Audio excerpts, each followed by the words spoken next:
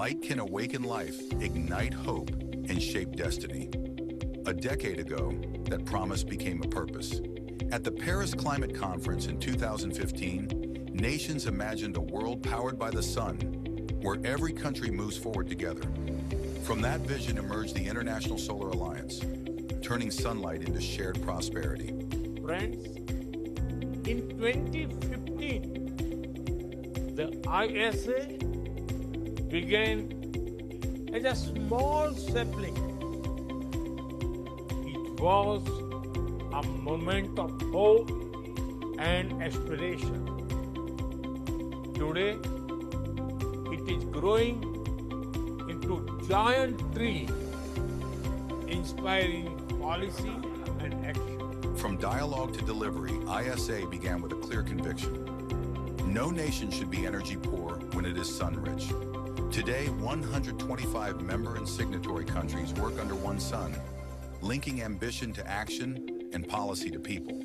Together, we are proving that collaboration can power transformation across cities, villages, and islands alike.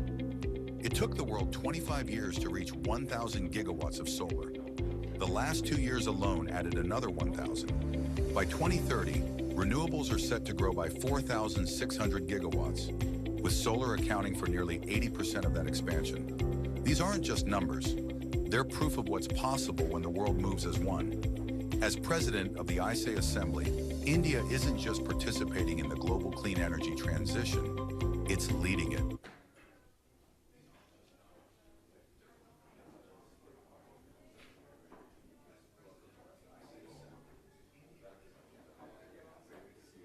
% of its installed power capacity from non-fossil fuel sources, 5 years ahead of target.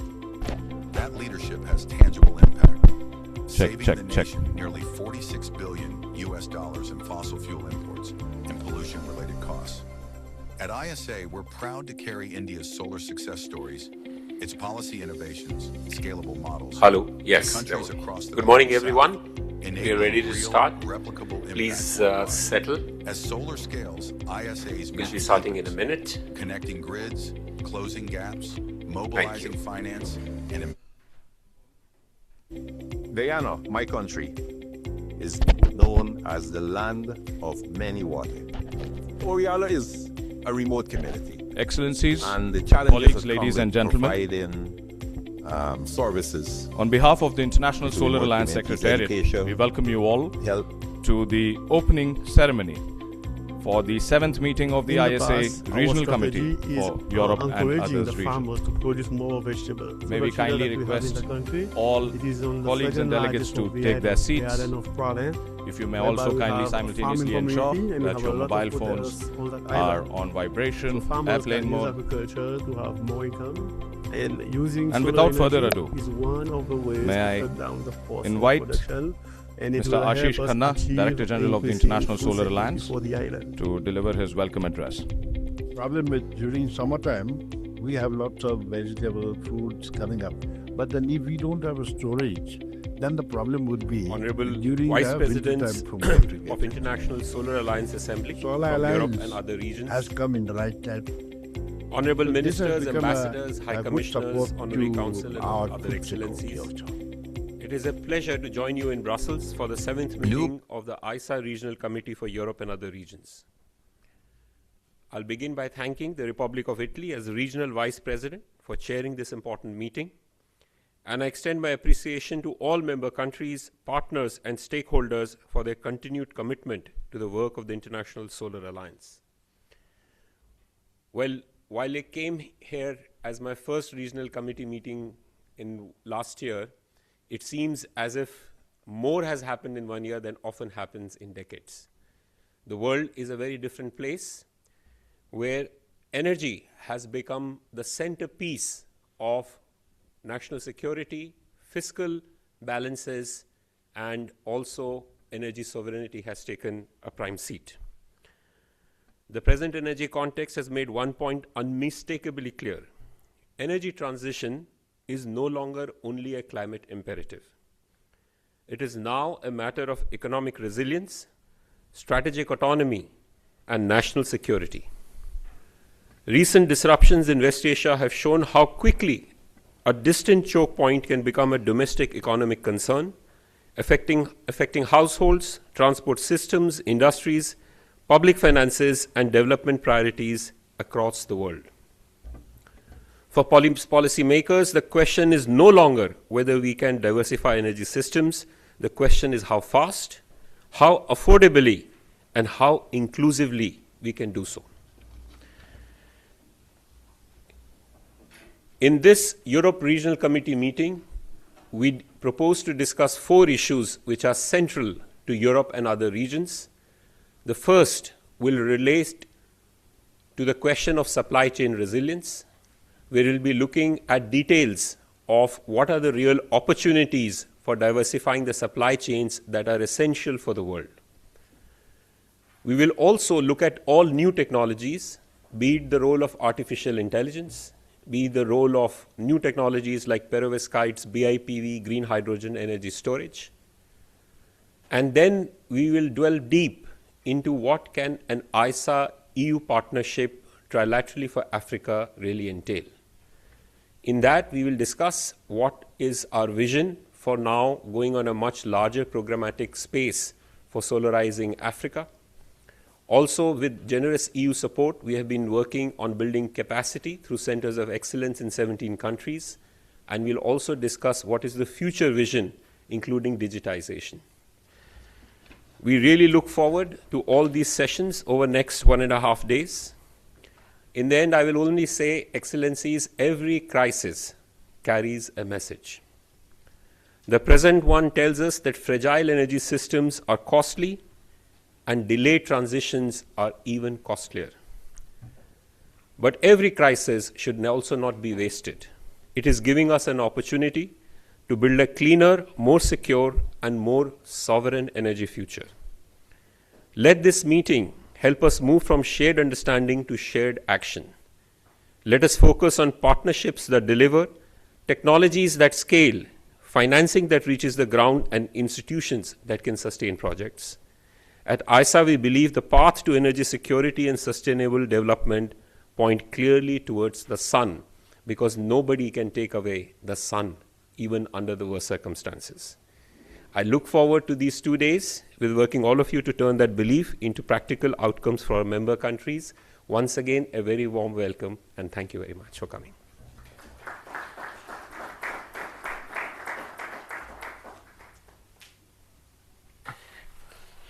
I will now invite Mr. Filippo Perzola, Deputy Head of Unit for Multilateral Cooperation, Ministry of Foreign Affairs and International Cooperation, Republic of Italy, to please address as the chair of the 7th meeting of the ISA Regional Committee. The floor is yours.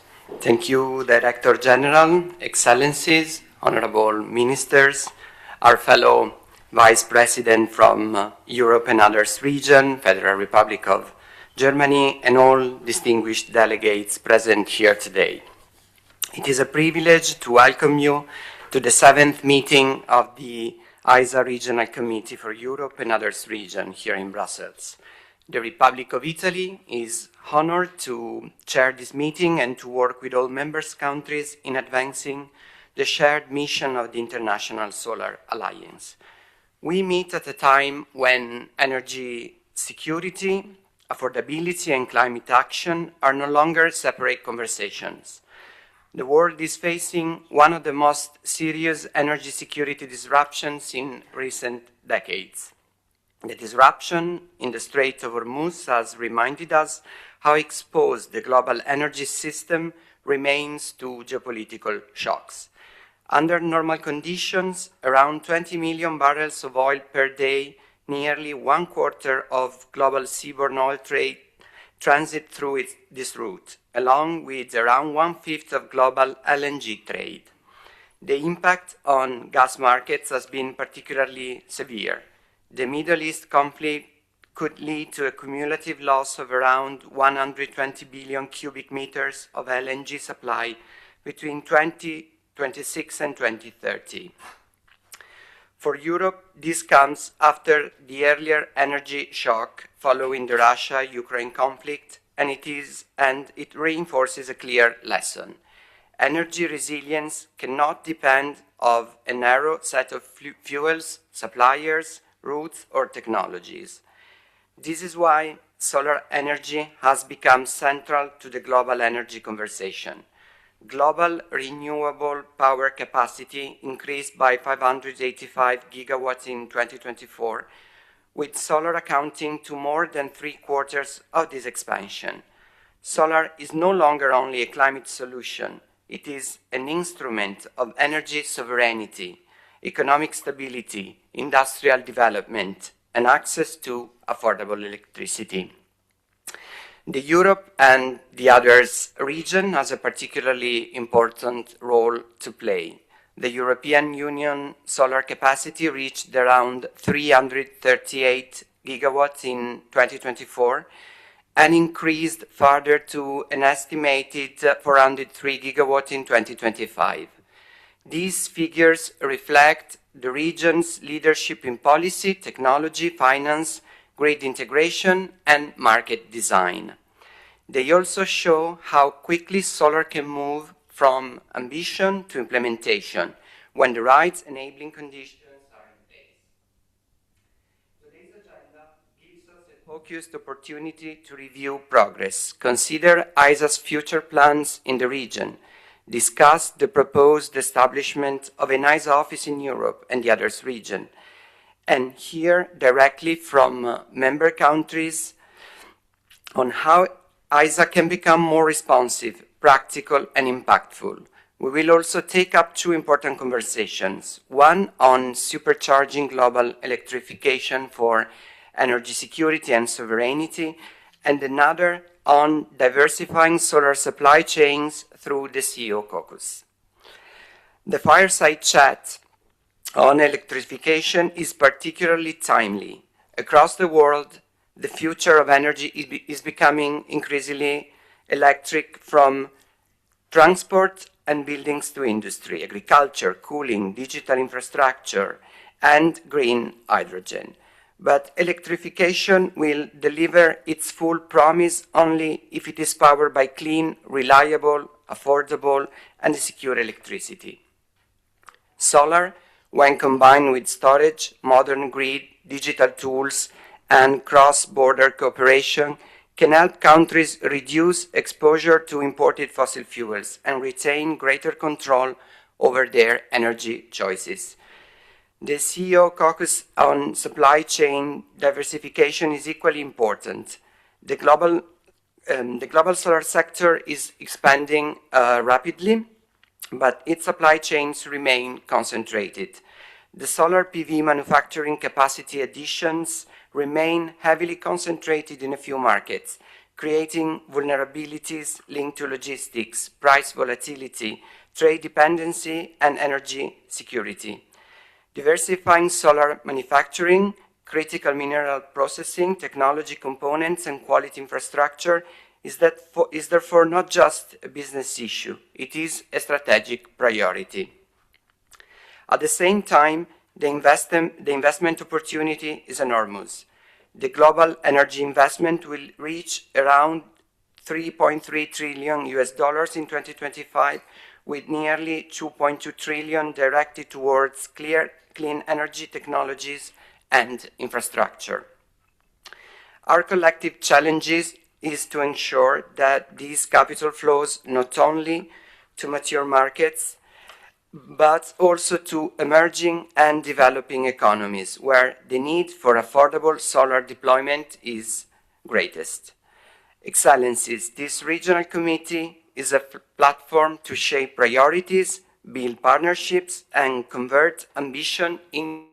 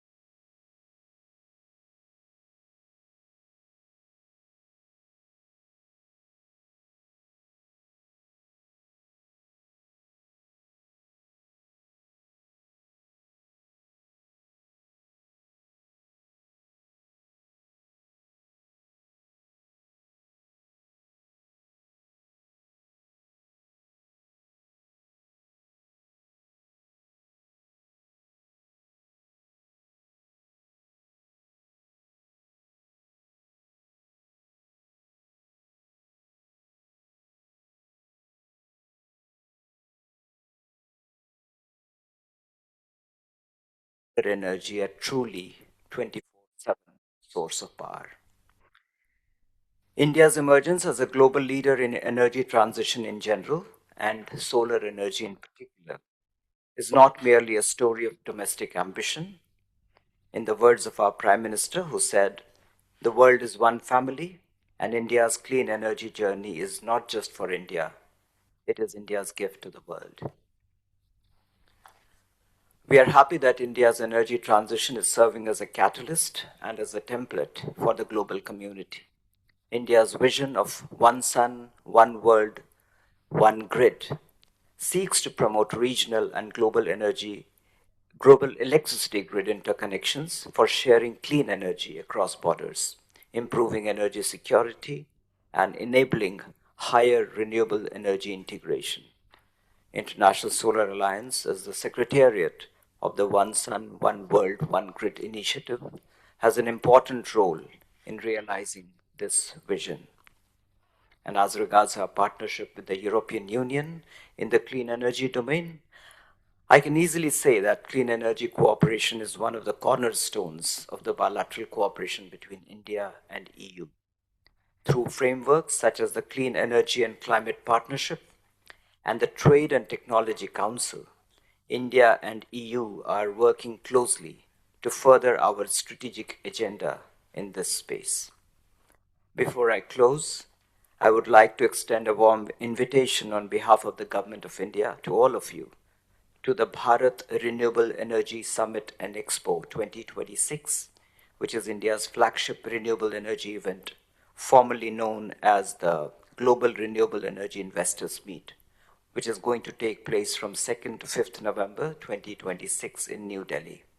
The event will bring together leaders, policymakers, industry experts, and innovators on one platform with the objective of promoting international collaboration in renewable energy technologies. We will warmly look forward to your participation. In the end, I would like to thank the Chair and the Director General for their hard work in preparing for this meeting. We have a rich agenda and we look forward to productive discussions over these 2 days. I also hope that the deliberations will lead to substantial and tangible outcomes and will raise the bar further for our ambitions to take forward the global solar cooperation. Thank you very much.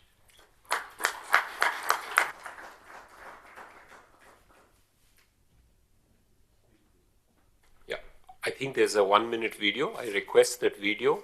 I will also mention that this year's Bharat Renewable Summit, as the Honorable Ambassador mentioned, is being held in New Delhi from 2nd to 5th November, is also being co-held with ISA Assembly and International Green Hydrogen Conference, but also World Bank's Energy Storage Partnership of 40 countries. So there are 4 events being held concurrently, and we all invite you for the same.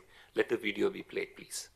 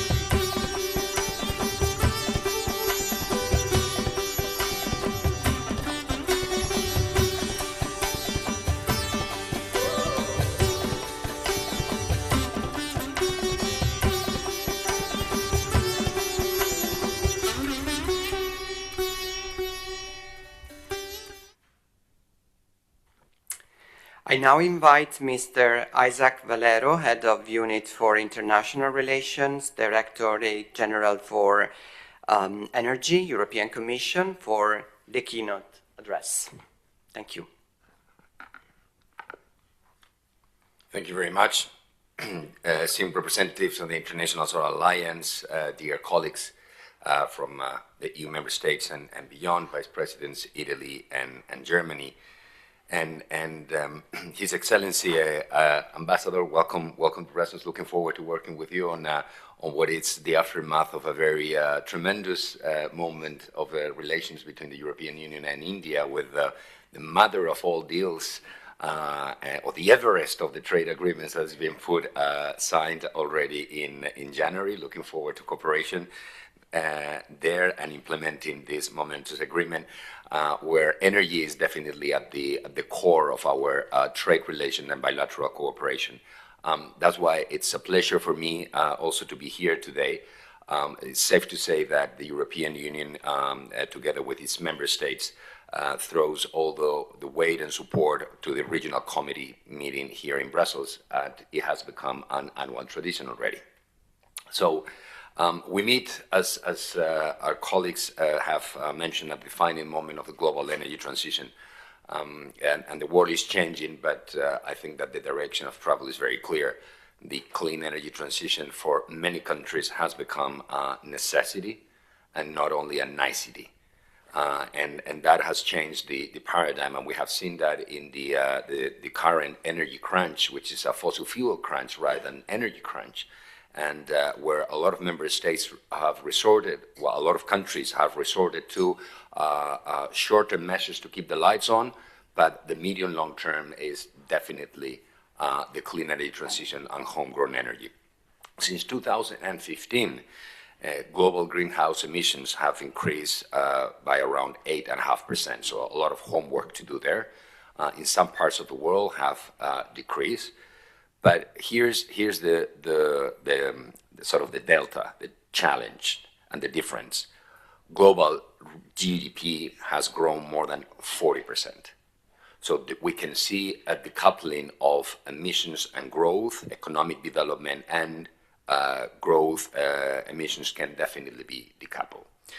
At the same time, global renewable energy capacity has increased around 140%, with solar energy representing the lion's share of this expansion. So the reason is very simple. Renewable energy has become an economic choice, a national security choice, and an industrial choice. And also, it has become the least expensive choice in many places, because renewable electricity production is cheaper in many places than electricity produced from fossil fuels. So this transformation has driven, above all, solar PVs, where the average global cost of electricity has fallen by around 70% since 2015. So for us in the European Union, solar energy remains at the heart of our energy transformation. And the EU, we have always tried to be a front runner when it comes to solar deployment. We are a net importer energy region in the world. So our solar generation capacity is continuing to grow and reaching an estimated of 406 gigawatt in 2025. But this transition for us in Europe has been much more than just producing clean electricity. It has shielded us from volatility and from fossil fuels and imports. And the current situation definitely cannot be compared to what Europe was in 2022 with the invasion of Ukraine by Russia. So for us, the deployment of clean energy has been security, competitiveness, and protecting our citizens and businesses from volatile energy prices. So, and the situation today just reinforced this message. And the instability in the Middle East and concerns around critical energy routes such as the Strait of Hormuz remind us that energy security cannot just rely on fossil fuel supply chains. We have repeatedly seen that countries with more diversified energy systems, including higher shares of renewables and other low-carbon emissions, to withstand global energy shocks. And these are facts. And we have seen that also in our own region here in Europe. So for us, it's clear. I mean, the lesson is that we're staying on course. We're staying on course by accelerating renewables. We're staying on course by producing more renewable energy. But of course, for us, renewable energy, producing and generating renewable energy is just part of the equation. Because to unlock all the potential, we have an immense challenge, not only in Europe, but I know that we've been speaking with many international partners on the expansion of the backbones of tomorrow's energy system, which is grids. Modern, resilient, and interconnected grids. Without that, there's not going to be an energy transition. We in Europe, we're trying to do our homework with a grids package to build energy highways for renewable energy. And we have seen that, as I mentioned, this is not a problem or a challenge for Europe alone. We want to work together with all international partners, and the European Union, together with a number of partners, will be soon launching an electrification global initiative called Electrify Now, bringing countries and organizations together to share experience and accelerate electrification efforts globally. For us, the International Solar Alliance is uniquely placed for the role of partnerships and turning ambition into concrete action, projects, and delivery. And it's a leading voice for solar energy in emerging economies, Global South, but also elsewhere. And through initiatives that have been mentioned, like Star Sea and the Global Solar Facility, the International Solar Alliance is helping countries to build capacity, mobilize investment, and create the conditions for stronger solar markets. For these reasons, our partnership with ISA is a natural one. And over the last few years, our cooperation has continued to grow, and we will be growing with hosting the regional committee here, to our practical support to the ISA initiatives, such as star centers, etc. And of course, we're pleased to see the continued leadership of France as a co-founder and co-president of the Alliance, and not to mention, of course, Italy's and Germany's key role in steering this regional committee meeting and this vice president. So, in conclusion, looking forward, we believe that the International Solar Alliance and the European Union are even greater, can play an even greater role in accelerating the energy transition. And I wish you and look forward to continued cooperation. You can count on the European Union in this regard. Thank you very much, everyone.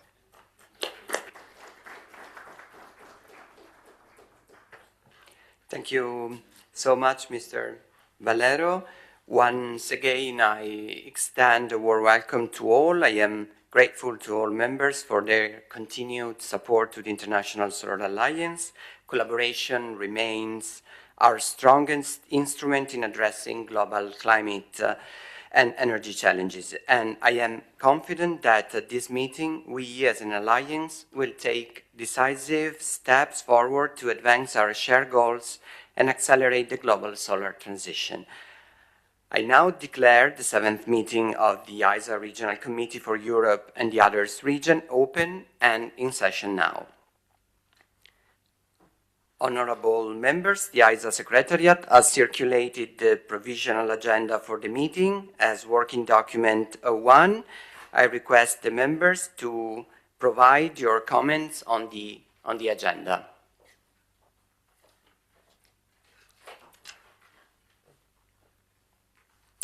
In the absence of any comment, I now invite the committee to adopt the provisional agenda for the 7th meeting of the Regional Committee for Europe and Others region as contained in the working document 01. So, adopted.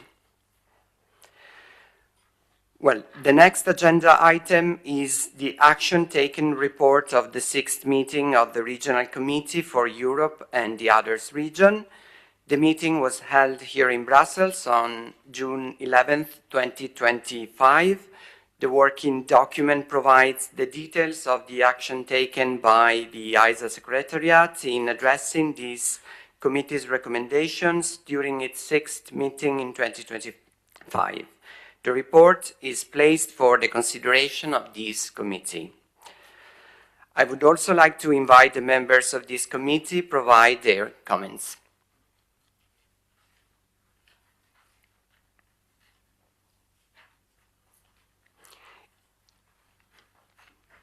In the absence of any comments, we shall proceed with the next agenda item. We now take up agenda item 4, which brings together 3 important discussions on ISA's work plan for 2026 and its future institutional engagement in Europe and others region. The first part relates to ISA's updates, work plan, and future plans across its pillars, platforms, and initiatives. This work plan reflects ISA's revised strategic vision from ambition to action, approved by the 8th session of the ISA Assembly. It is structured around 4 pillars: Catalytic Finance Hub, Global Capability Center, and digitalization, regional and country-level engagement, and technology, policy, and roadmap. Together, these pillars aim to make ISA's work more implementation-oriented, country-responsive, and capable of mobilizing finance, technology, capacity, and partnerships at scale. The second part concerns the proposed establishment of an ISA office in Europe. This is a significant institutional proposal. The Europe and the others region is home to important development finance institutions, technology partners, regulatory expertise, climate diplomacy platforms, and innovation ecosystems. A regional presence could help ISA deepen engagement with member countries and partners, mobilize resources, and support implementation across regions, particularly for LDCs, SEEDs, and emerging economies. In the third part, we shall have presentations by some of our member countries. I now invite Mr. Ashish Khanna, the Director General of the International Solar Alliance, to present the update and future plans, along with the discussion on ISA office in Europe. Thank you. Thank you, Chair.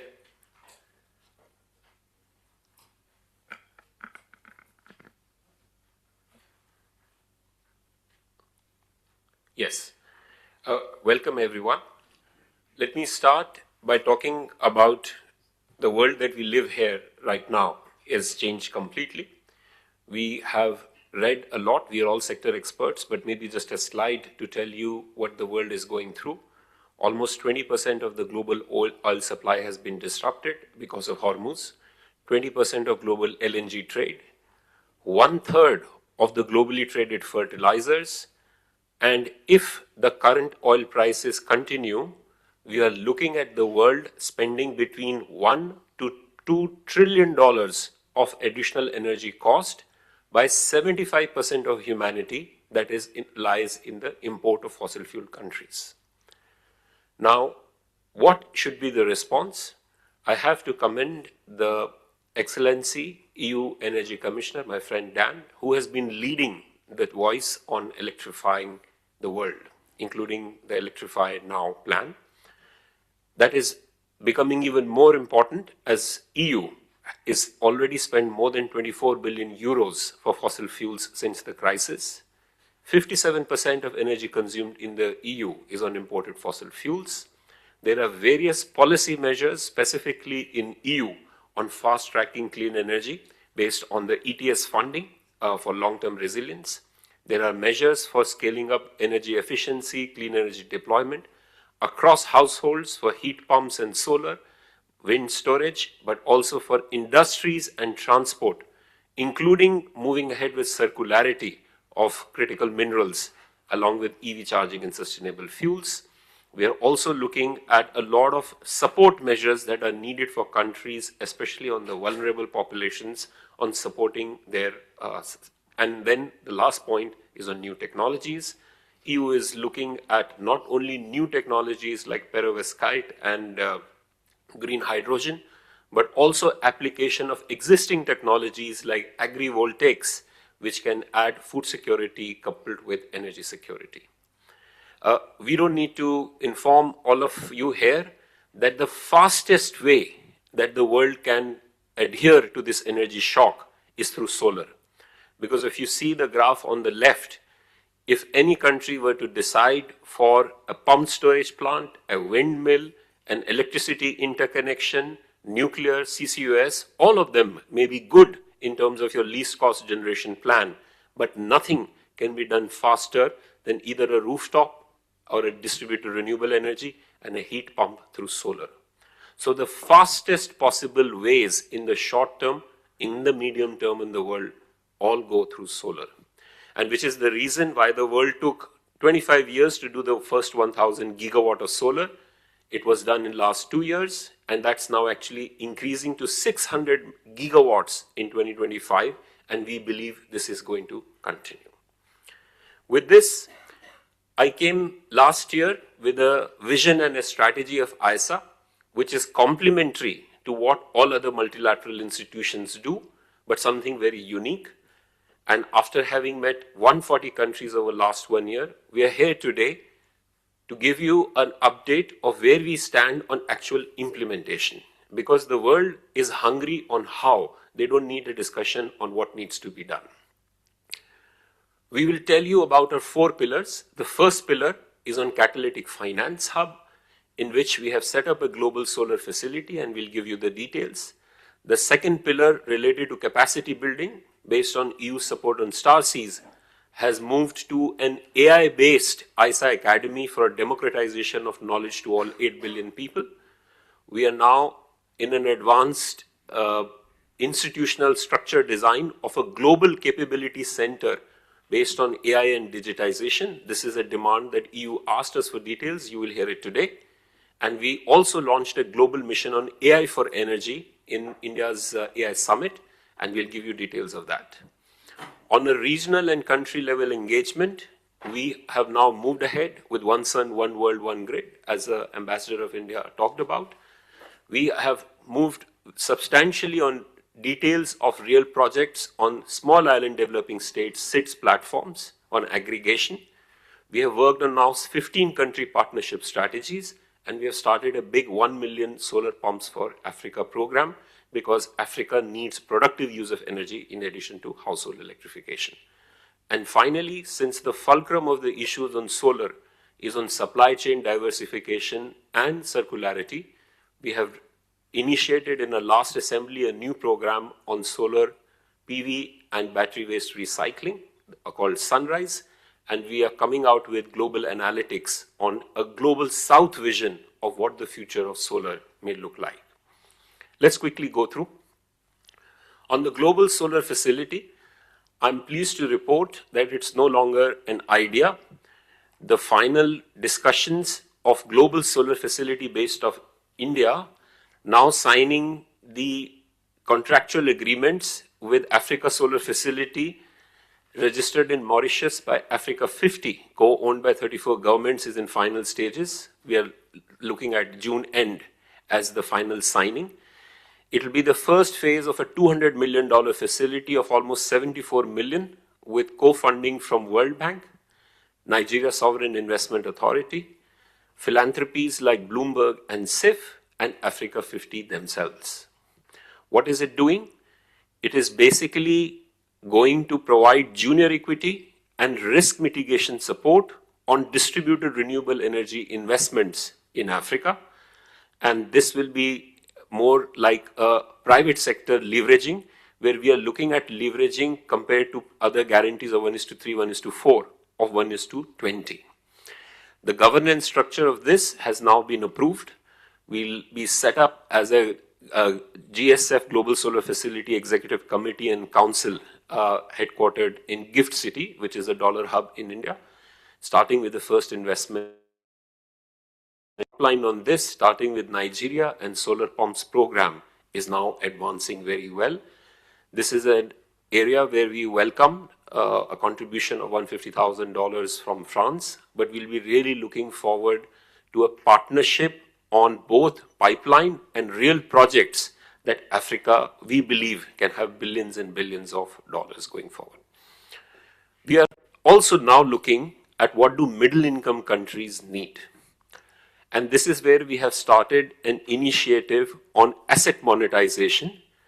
The process has been initiated in India, and that's because India's 150 gigawatt of solar program, almost $150 billion of investment, has seen less than 0.5% coming from sovereign wealth funds and pension funds.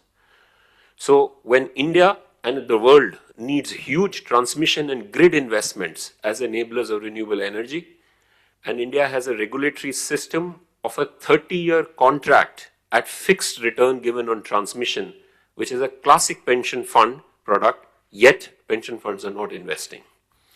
We're now working with 3 Indian states, Gujarat, Maharashtra, and Rajasthan, on creating a $1 billion worth, at least, if not more, of first phase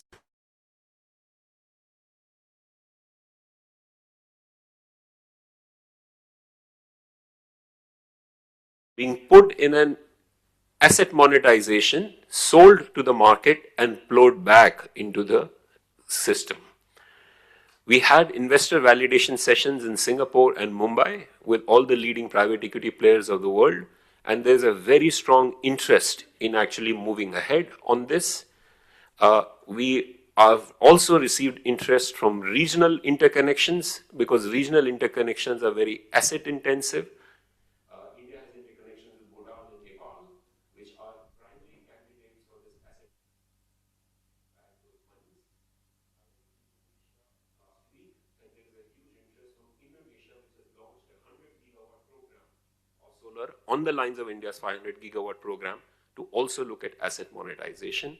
Vietnam is also a country, and South Africa and other large places in Africa are also going to be. So asset monetization for more advanced systems where the asset has been commissioned and it can then be resold is a big opportunity for renewable energy and enabling transmission. These are 2 concrete activities being channeled through Global Solar Facility. And as you will hear later on, we are pleased to report that India has, for the first time, given a $25 million grant to ISA for actually going ahead with an Africa solar facility. So there is a large investment allocated already to kickstart these programs. Let's move on to the second pillar. As a lot of support from EU, from Denmark, France, and EU have come, and now Italy as well has come from Star Seas. We are pleased to report that ISA believes not only in providing training programs, but on wholesaling by setting up centers of excellence. 13 of them are already well operational, and 7 are in advanced stages, 3 in Fiji, Papua New Guinea, Vanuatu, and 4 that are under development. We have requests for a lot more.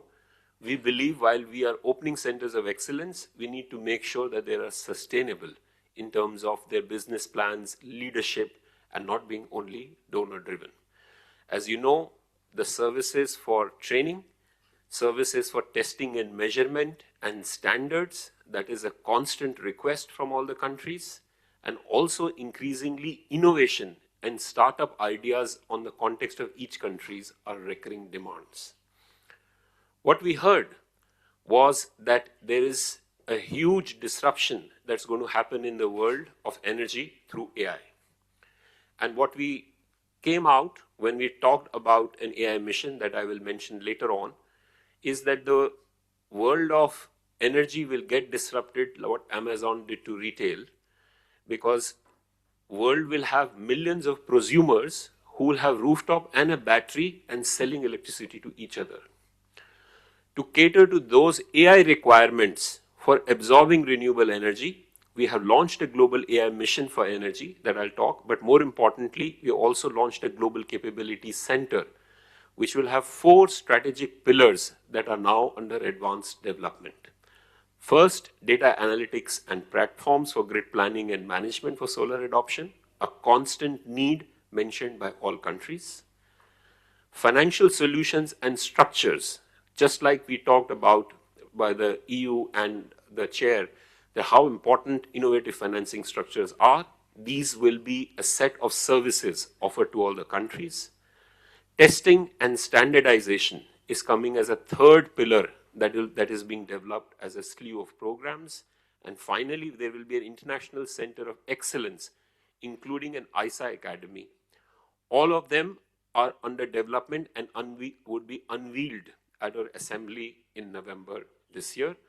We have gone ahead with extensive sector consultations, more than 20 set of consultations with private sector and government folks, and this is now leading to a partnership for a 3-year work plan.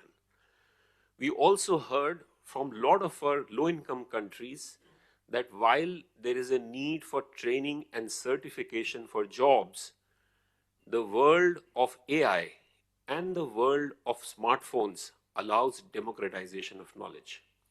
I'm pleased to report that we went through a very intensive process of talking to educational technology firms, for talking with management consultants, startups, on what kind of agentic AI tools will help give local language and local customized training for anybody wanting to know everything about solar rooftops, a solar pump, a solar park, maintenance, and doing whatever.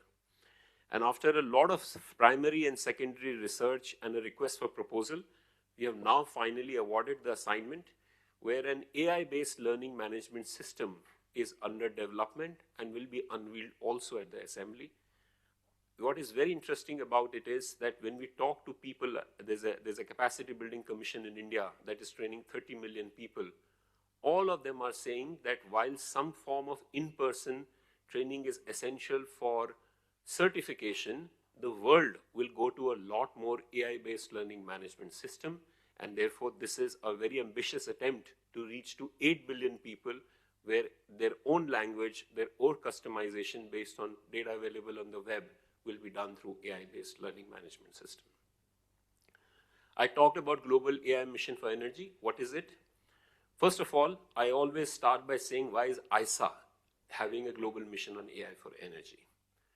We realize whether it is some Indian states like Rajasthan or Sri Lanka, the amount of solar rooftop, once it reaches beyond a point, it creates bi-directional flow back into the grid where distribution companies are not prepared. The systems were never designed for bi-directional flows, and therefore it becomes the binding constraint for all countries and distribution utilities to absorb renewable energy. Now, the answer for that is not curtailment, as unfortunately happening in most countries, not allowing rooftops to give back, but actually automation, IT, architecture, understanding, and AI solutions that have huge use cases all across the world in the distribution system for absorbing energy from millions of prosumers who might be giving back the energy. To do that, we have come out with 5 pillars. The first pillar is on policy and regulation. We are going to work with 4 to 8 target countries. As I mentioned about capacity building, a very interesting facet we are seeing in utilities are that the electrical engineers do not understand AI and AI engineers do not understand utilities. There is a huge need for having digital academies to bring them together.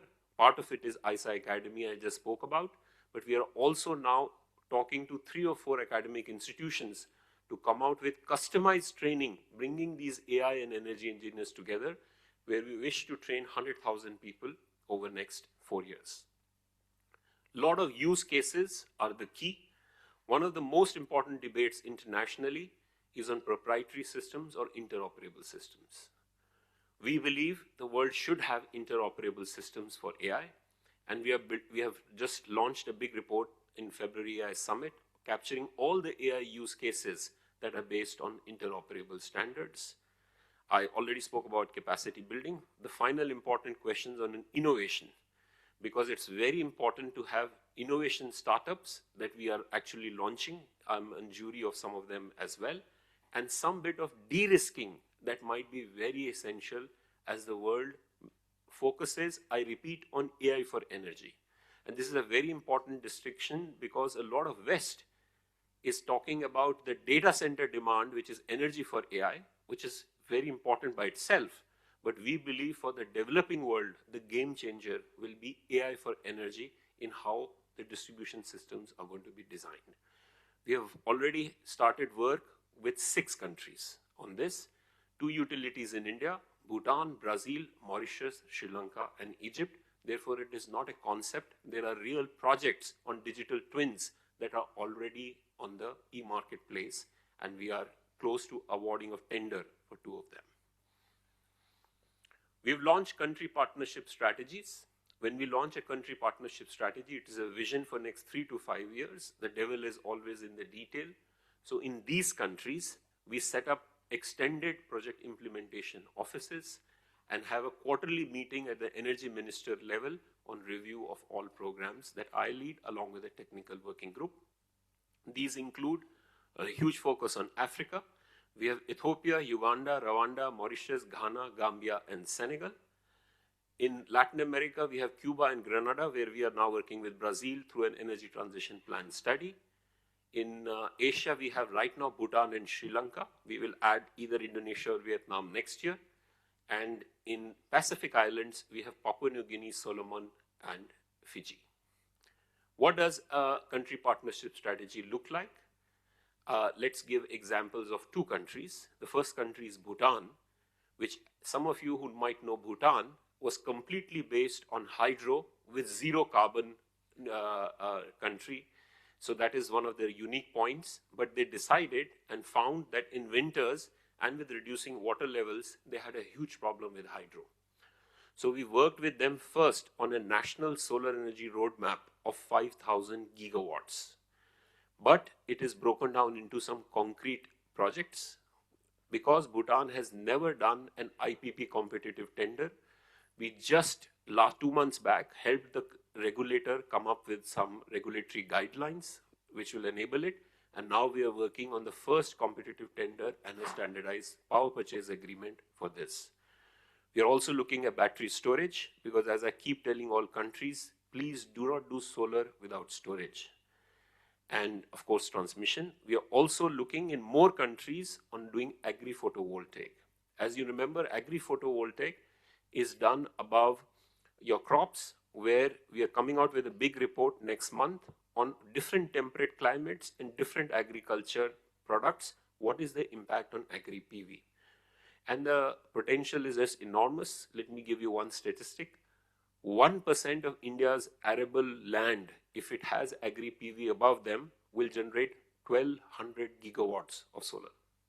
So that's the kind of combination of food security and energy security that agri-PV presents.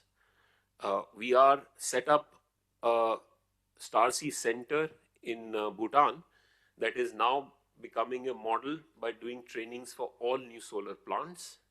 We are looking at some off-grid EV charging plant for the first time, and an EV policy that is being developed in Bhutan as well. As you can see, across the value chain, we are looking on new technologies, DRE expansion, and project readiness. In Mauritius, which had never done a solar project, we are now preparing a tender, and Reena, who's here yesterday, told me they are our technical consultants for floating solar, 18 megawatts, along with 48 megawatts power of storage. We are working on a policy to allow solar rooftops, which we believe for all island countries are very essential. And you may consider why in a tariff of 40-50 US cents, solar rooftop is not happening. And therefore, I think we are working with a lot of island countries on how to kickstart the solar rooftop.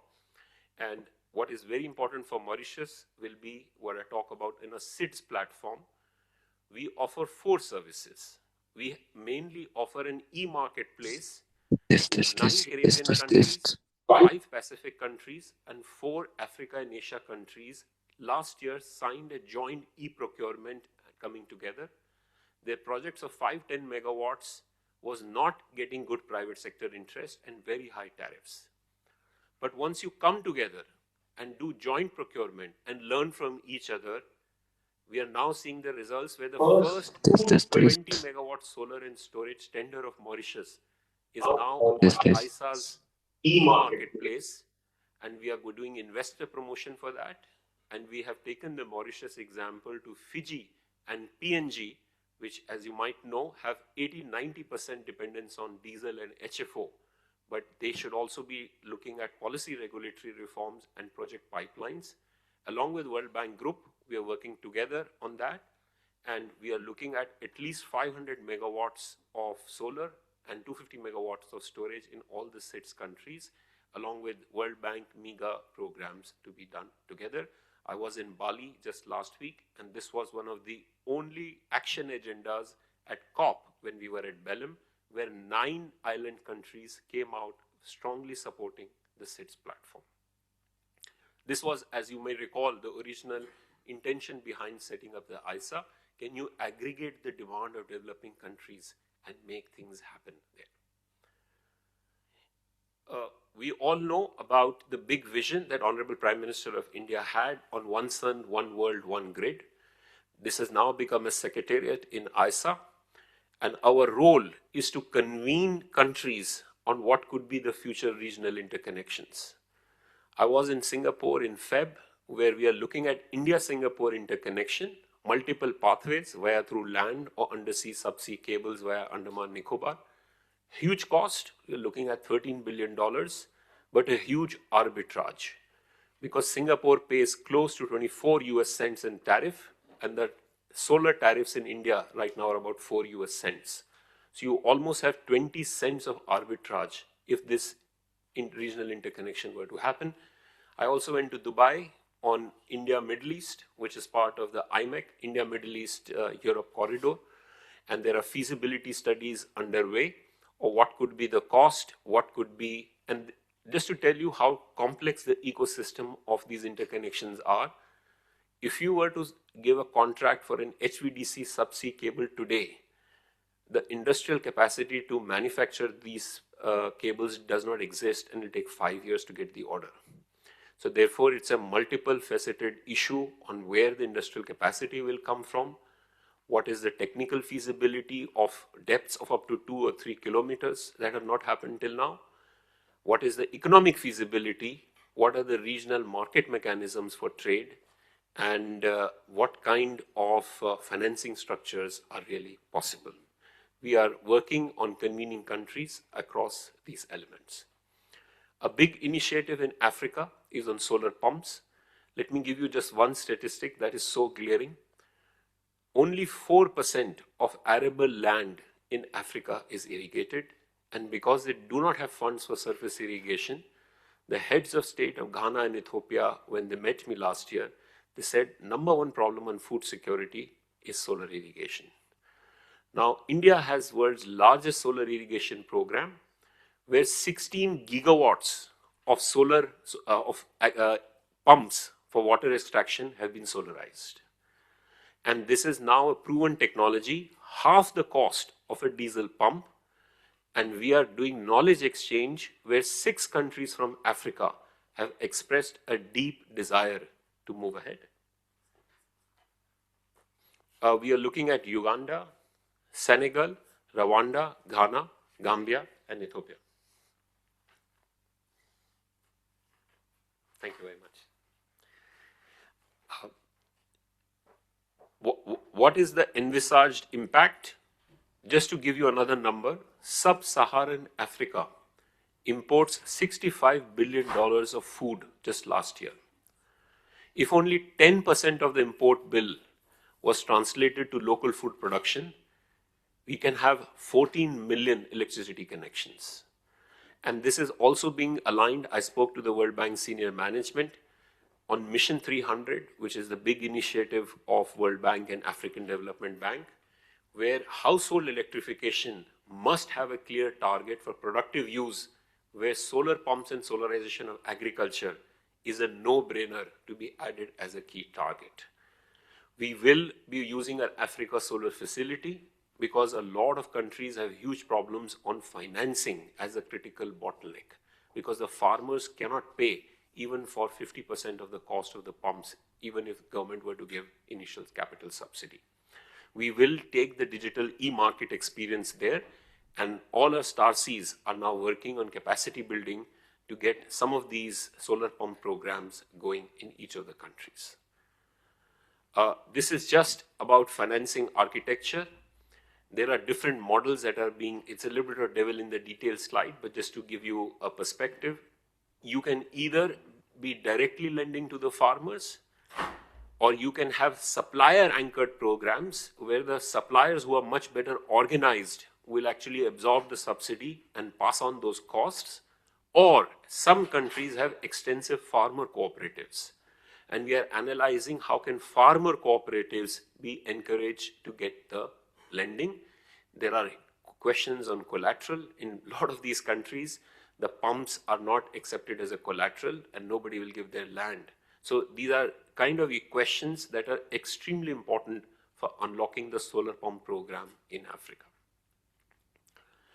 I talked about solar recycling, a huge initiative with European leadership.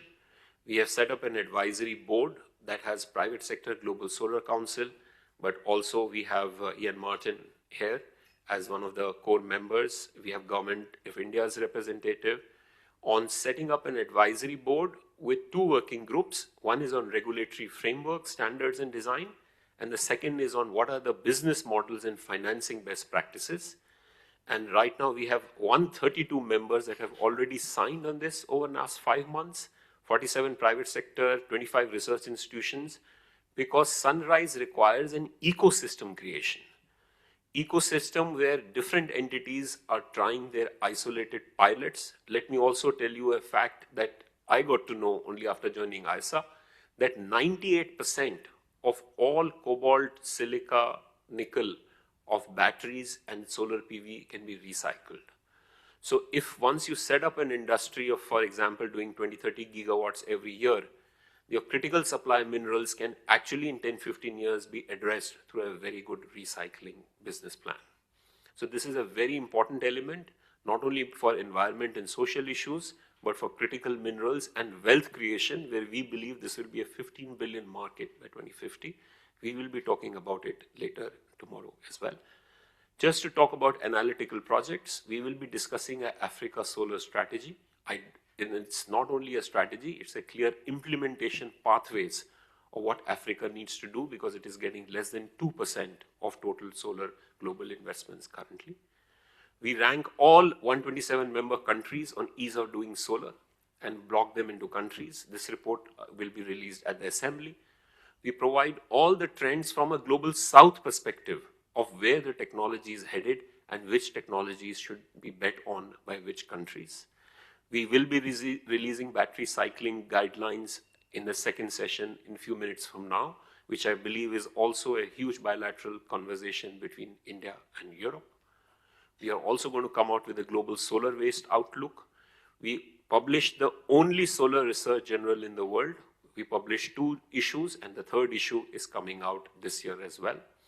Copper is a big issue for solar. There's a separate report, and we will also be launching the World Green Hydrogen Outlook next month. How we structure, as you heard, we have an assembly. Last year, we were honored to have the president. We also participated in World Economic Forum. Our founding conference was on 11th of March. And of course, we speak on all key events like COP and SEM. We have launched a new website. Allow me a minute to just show a quick video, because the world recognizes organizations only through websites. So we thought it was very important for us to redesign our website.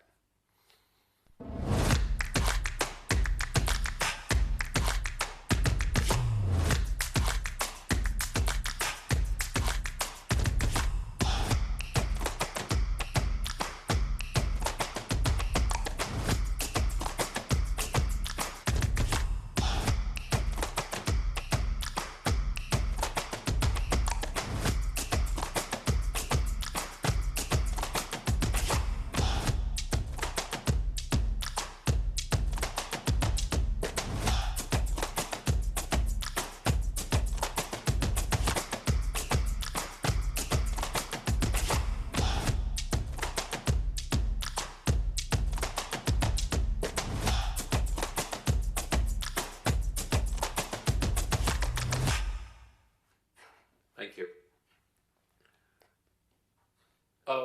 European stakeholders have been asking us about monitoring, evaluation, and internal oversight mechanisms. We have now, probably for the first time, have a detailed key performance indicator framework that's done on a quarterly basis. And we have established a project management planning. We have an internal oversight of reviewing the programs, and pleased to report that Europe, which funded our Solar X and Star Seas program, there's a detailed review underway where the report for Solar X has been finalized and Star Sea will be finalized soon, because it's very important to have independent reviews done and the feedback coming in to our next phases as well. For gender empowerment, we have gender assessment toolkits done in 4 countries. We believe gender should be mainstreamed in all our activities. So a lot of our programs, including the Train the Trainers that is being launched this year, and we will be launching that in Bharat Innovates over this weekend by Prime Minister Modi and President Macron. 40% of all candidates have been specified as women. There are some deliverables that I've mentioned. I will end upon talking about quickly on the establishment of ISA office in Europe. This is a very important question where we seek guidance today from all the representative member countries. There are 3 big parameters that we want to talk about. First, the ISA office in Europe must be integrated within the overall ISA organogram and not stand as a separate entity. We want, second, the office to be a minimum size. We believe the first phase should be at least 4 staff members who are closely wedded on programs rather than having only a kind of a liaison structure. We have developed the terms of reference for those positions as well, relating to private sector enablement, Star Seas capacity building, Francophone development, and overall global coordination. What's the benefit? The benefits are, we believe Europe has extremely deep academic and research institutions which must have partnership with our member countries and ISA. We also believe, as you saw from Global Capability Center and Star Seas, the standards and certification are a huge element where ISA and Europe partnership is going to be very important. And finally, on innovative finance of climate and development. We believe it has huge value addition, whether it is for India on deepening the knowledge base, especially on supply chain, for Europe and other regions, as well as for all our member countries. That is clearly mentioned here. As I mentioned, what the office will do is very clear: securing funding. This, I think, is one of the key questions. Then the elements of what they will be doing is on technology, standards, and industrial cooperation, especially enabling private sector of Europe and private sector of India to work in all other countries for opportunities that exist. Phase 1 is looking of a staff strength of 4.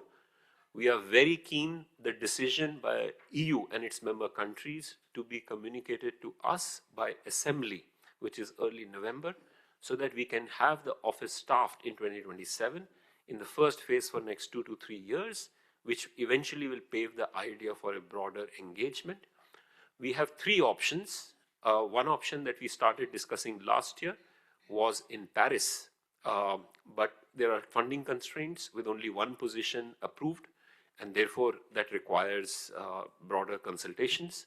Another option will be if EU were keen to actually have the office in Brussels along with the funding. We are quite open and we don't have a preference. The third option that has opened up on the offer of UNIDO is whether Vienna is also an option. So I believe this is one of the key considerations for today, and we really look forward to the feedback from EU member states. I'll just end by saying, some of you might know, we have now 3 separate funding vehicles: a core fund, a global solar facility that is going to look at catalytic finance, and multi-donor trust fund for TA. We are pleased to report that Government of India has approved its largest ever financing of $91 million to ISA across establishment expense in core fund, $25 million for global solar facility, and a separate 100 crores or $12 million for multi-donor trust fund. We are really looking, but they gave us one mandate. They said, please get other member countries to be your partners as well. Today, the contributions from EU are very important. We value them, but they are of a much smaller amount. We really wish to deliberate further how we can deepen the partnership with EU, which is also the mandate given to us by Government of India. Thank you very much.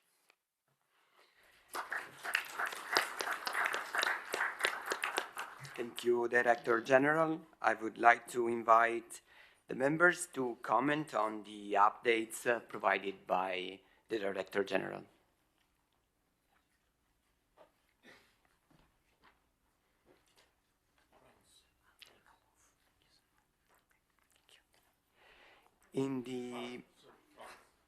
France, sorry, please. Well, thank you very much, Chair. Thanks to the DJ for its very interesting and comprehensive presentation. It's great to see all the work that has been achieved since the last committee meeting we've had here in Brussels last year. And good morning to all colleagues. My main message, and then I will go into some more details, but is a strong message of support, as you heard from our minister by video this morning. We really consider that ISA is a very relevant and effective initiative, that it needs to continue, that the current energy and geopolitical situation in the world increases its relevance. So strong support from our side. So we commend ISA's high ambitions for the coming years, welcome the work achieved, and also acknowledge the leadership of you, Director General. On StarC, we believe that ISA has a key role to play in upskilling officials and technicians in the use and deployment of solar energy in developing countries. So we think that the work that has been carried out in that context is of great importance, with success of the 11 existing STAR centers.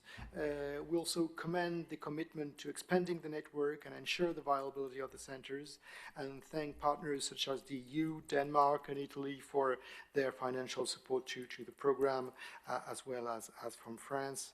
And we welcome the ongoing discussions for a new postgraduate diploma program in the solar systems and management with INES. So strong support. Then you talked, Director General, about the Africa Solar Facility. Here again, we commend the great progress that has been achieved in the operationalization of that facility.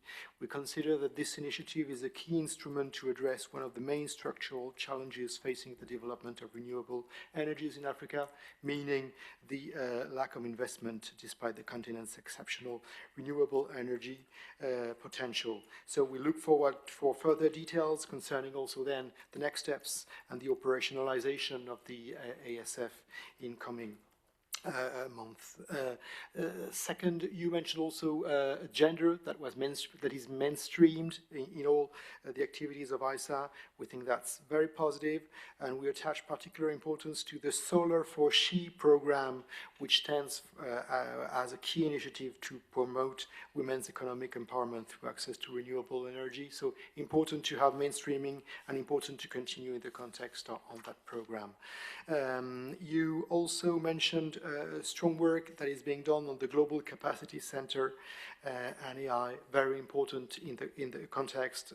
Thank you for the details that you gave this morning that were very useful. And also then we would be keen to have more information on the planned implementation calendar of the different phases and action that you highlighted this morning.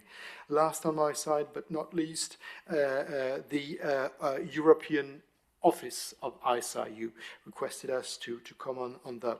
So on our side, we are very much favorable to the opening of an ISA office in Europe, which would help reinforce the alliance's tie with European public and private institutions, including academia, so we think it's important.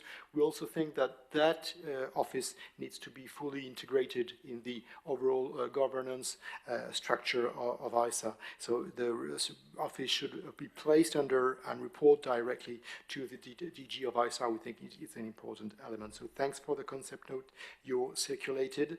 On our sides, we have had a preliminary discussion with you on the prospect of establishing the office in Paris in the new offices of the Agence Française de Développement.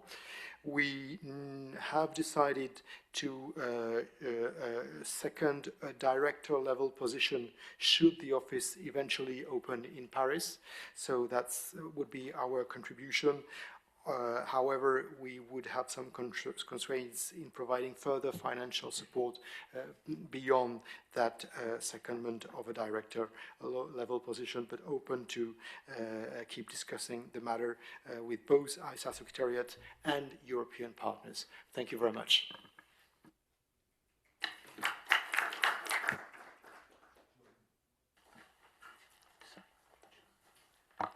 Germany, please. Thank you very much, Chair. Thank you very much, DG. I can also only echo the voices, the words from the colleague from France. It's very impressive to see the progress you have made in the first year. Of course, building upon the shoulders of the Secretariat, and there I think we all thank you very much. On the content, very many of the aspects that the colleague from France raised, I can also only echo.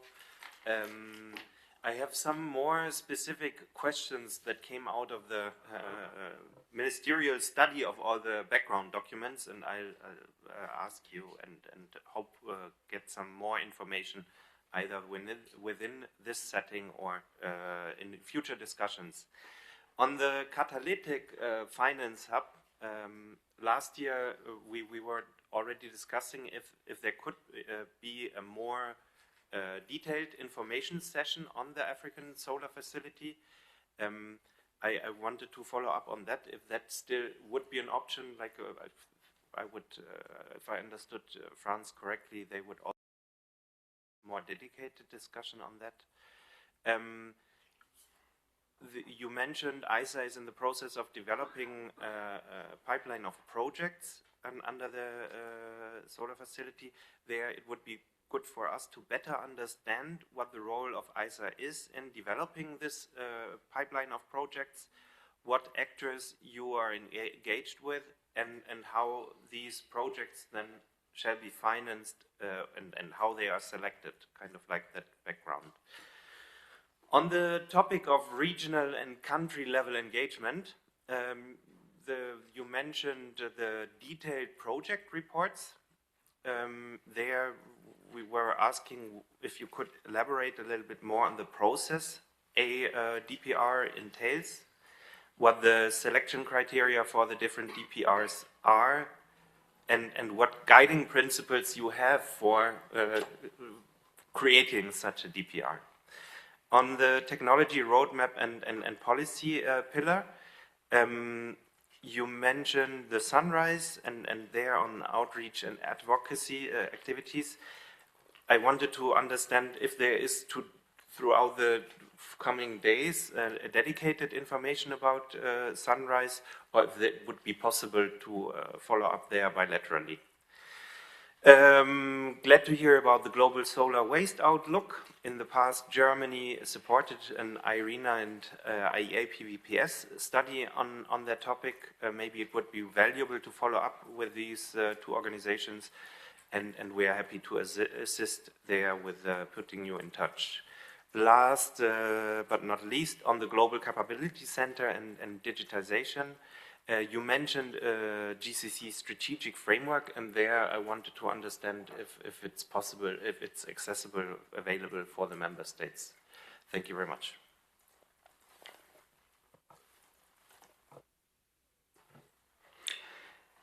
Okay, thank you. I now request the Secretariat to take note of the comments of the members, and I now would like to move to the next section, to member countries' presentations. So, please.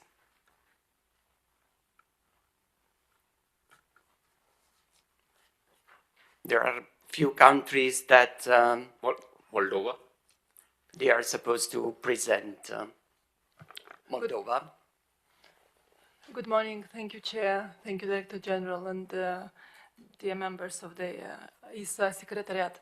I also like to join all the messages of support to all the work of ISA and for acknowledging the work and all the leadership. I would like just to share a bit on the case of the Republic of Moldova. And from the past meeting to today's meeting, we have a big leap of progress, especially on everything what is on the solar energy and on renewables.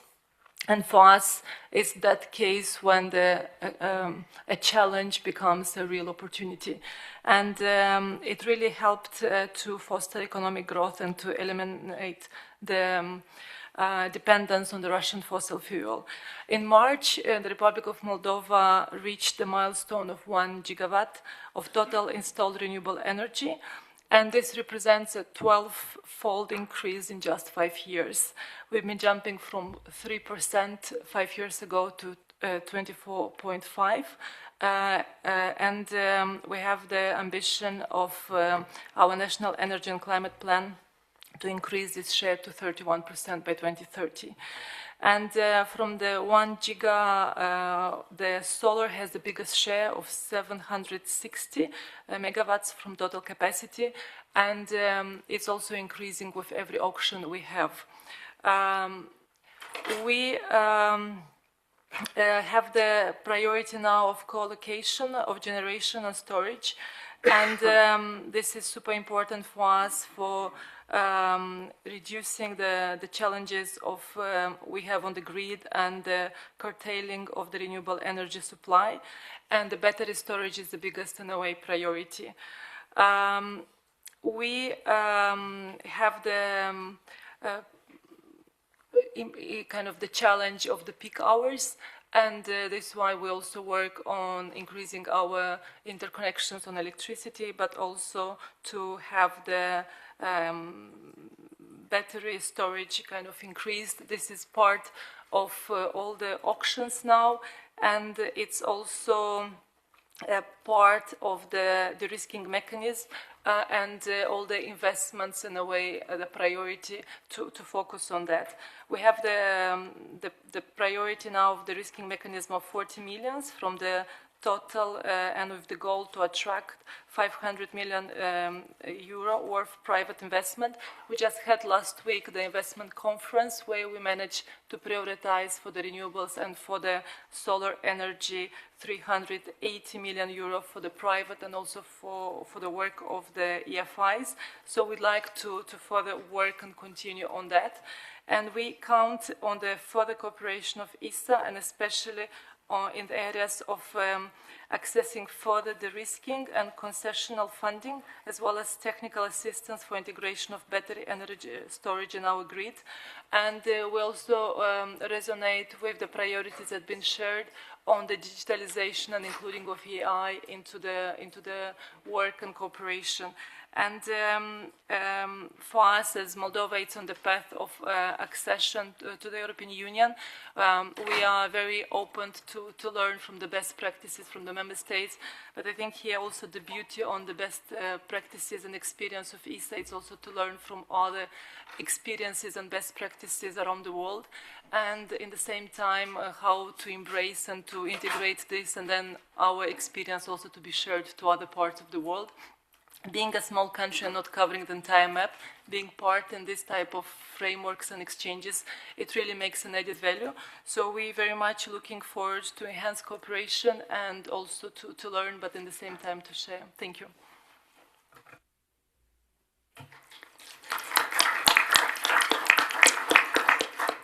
Thank you to Moldova. I now invite Spain to give its presentation. Thank you. Spain, you have the floor.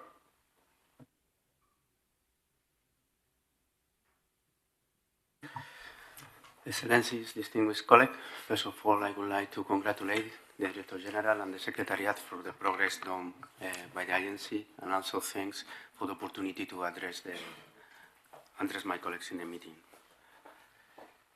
Let's see. Oh. Oh, sorry, I'm messing everything up. Green button, okay.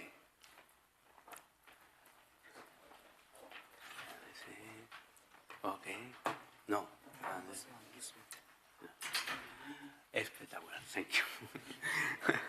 This is really capacity development on the spot. So it's a great honor to share with you today Spain's progress and ambition in the solar industry, which stands as one of the main engines of our national energy transition. In a period marked by geopolitical instability, energy price volatility, and the need to strengthen strategic autonomy, Spain's experience confirms that solar photovoltaic is one of the fastest, most affordable, and most effective response to accelerate the energy transition and ensure energy security. Spain has consolidated its position in solar photovoltaic energy thanks to its exceptional solar resources, a solid and evolving regulatory framework, and sustained political commitment. Looking ahead, Spain has set ambitious targets for 2030 under the National Energy and Climate Plan that aims to have 76 gigawatts of installed capacity of solar photovoltaic, including 19 gigawatts of prosumers, achieving 81% renewable energy electricity generation and increasing the share of renewable energy in final energy consumption to 48% by 2030. And we are making real progress. In 2025, renewable sources accounted for 55.5% of the total electricity generation. Solar photovoltaic reached a record of 50.2 terawatt-hours of generation, 12.5% of the total generation. But if we sum the generation from prosumers, self-consumption, we reach a total of 21.3 supply of the demand with solar photovoltaics. Also, in 2025, Spain added 8.8 gigawatts of new solar PV capacity, reaching nearly 50 gigawatts of total installed PV capacity, making solar PV the largest technology in the Spanish power system by installed capacity, with around one-third of the total capacity, in fact 33.8%.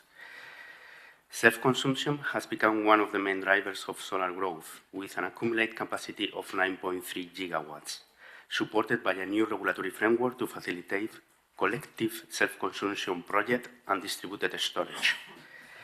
This performance places Spain as the second largest solar market in Europe by cumulative capacity and the seventh worldwide.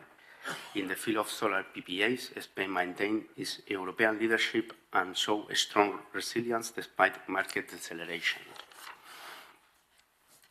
However, the next stage of solar deployment requires not only increasing capacity, but also ensuring its full integration into the energy system.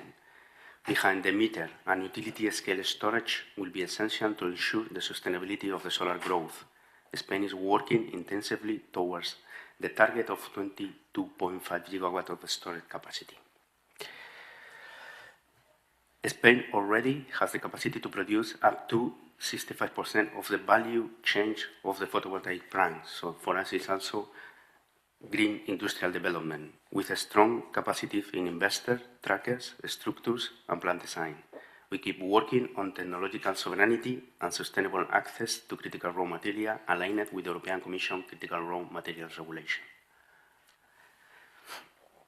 To continue accelerating solar photovoltaic, Spain supports programs covering the entire value chain, as the program RenoIn, that provides grants to promote innovative projects such as agrophotovoltaics, floating PV, and collective self-consumption, or the Renewable Program, providing grants to strengthen industrial capability and domestic manufacturing, or the RenoCicla program to foster circular economy solutions for renewable energy equipment.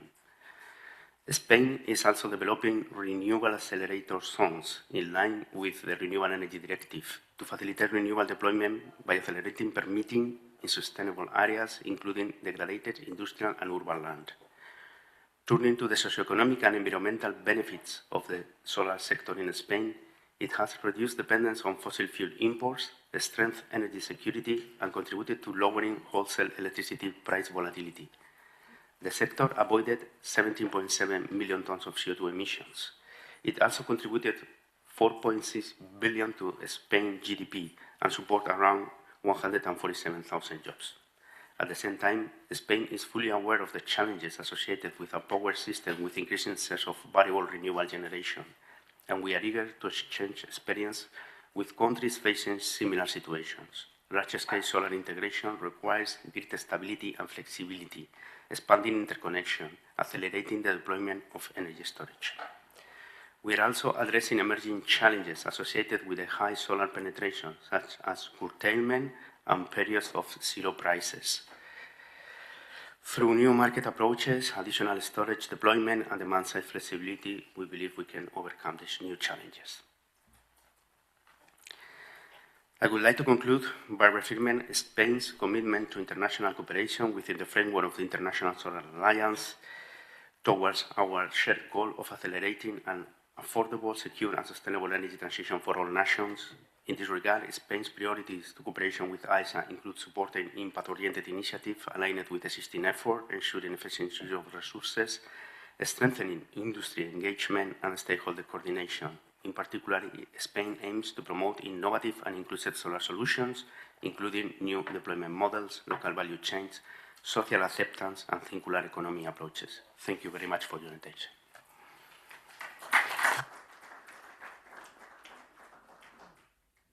Thank you to Spain. Next country is Romania. Thank you.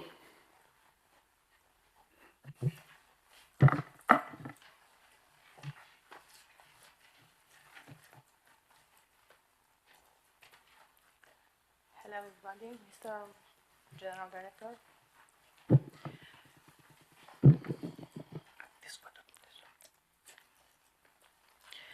Romania officially joined the International Solar Alliance as a full member this year, signaling a robust commitment to advancing solar energy and contributing to global climate action.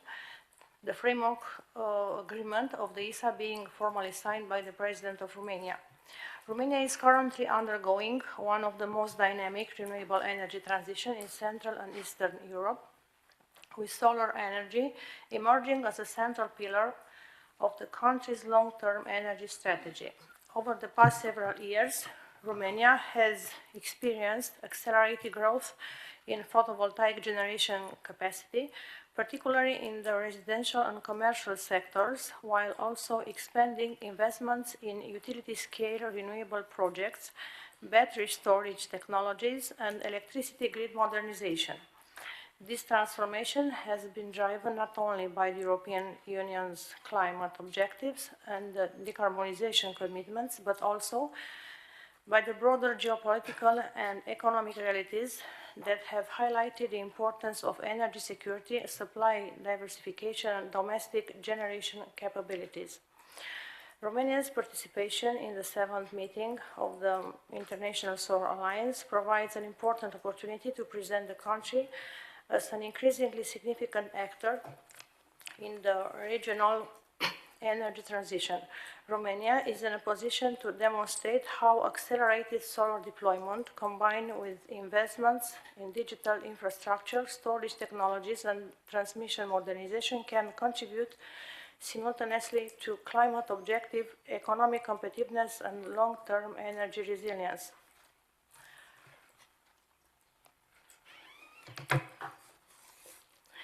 Romania's energy mix is one of the most balanced and independent in the European Union, based on 4 main pillars: hydro, nuclear, fossil fuels, gas and coal, and renewables, wind, solar. National production ensures the country's energy independence and has a high degree of decarbonization. The share of resources in the national system varies in real time depending on weather and consumption conditions. Romania's electricity generation mix in 2025 reflects a continued transition toward low-carbon energy sources while maintaining a diversified portfolio of generation technologies. Renewable energy sources and nuclear generation are increasing year by year, demonstrating the country's efforts to strengthen cleaner form of electricity production and reduce dependence on carbon-intensive fuels. In 2025, approximately 66% of Romania's electricity was generated from low-carbon sources. Hydroelectric power remained the largest contributor, accounting for 24% of total generation, despite its decrease compared to the previous year. Nuclear energy represented 21% of the energy mix, contributing to play a crucial role in providing reliable, low-emission base load electricity. Renewable energy sources also gained importance, with wind power contributing 12% and solar power 5% of total electricity generation. Although solar energy's share may appear modest, it represents one of the fastest growing segments of Romania's energy sector. The expansion of photovoltaic parks and the rapid increase of the number of residential and commercial prosumers have significantly boosted solar generation capacity across the country. Solar energy has become increasingly important in Romania's transition toward the greener electricity system. Favorable investment conditions, declining technology costs, and European decarbonization policies have encouraged the deployment of a new photovoltaic installation. In addition to utility-scale solar farms, thousands of households and businesses have installed rooftops panel, contributing to the 1,770 gigawatt of electricity injected into the grid by prosumers in 2025. As a result, solar power not only increases the share of renewable energy in the national energy mix, but also promotes energy independence and resources pressure on conventional generation sources during peak daytime demand. Another important development in 2025 was the growing role of battery storage systems, which generated 184.66 gigawatt during the year. Energy storage improves grid flexibility and supports the integration of intermittent renewable sources such as solar and wind power by balancing fluctuation in production. The expansion of solar energy has accelerated amid the energy crisis in European funding, becoming a strategic pillar for the economy and national security. Here are the main developments. Massive growth of prosumers. In order to reduce costs and achieve energy independence, the number of prosumers reached approximately 322,000 at the beginning of the 2026, with an installed capacity of over 3.7 gigawatts. Development of large-scale projects. Investments in large photovoltaic parks are driven by support schemes, European funds, and decarbonization objective of the industrial sector.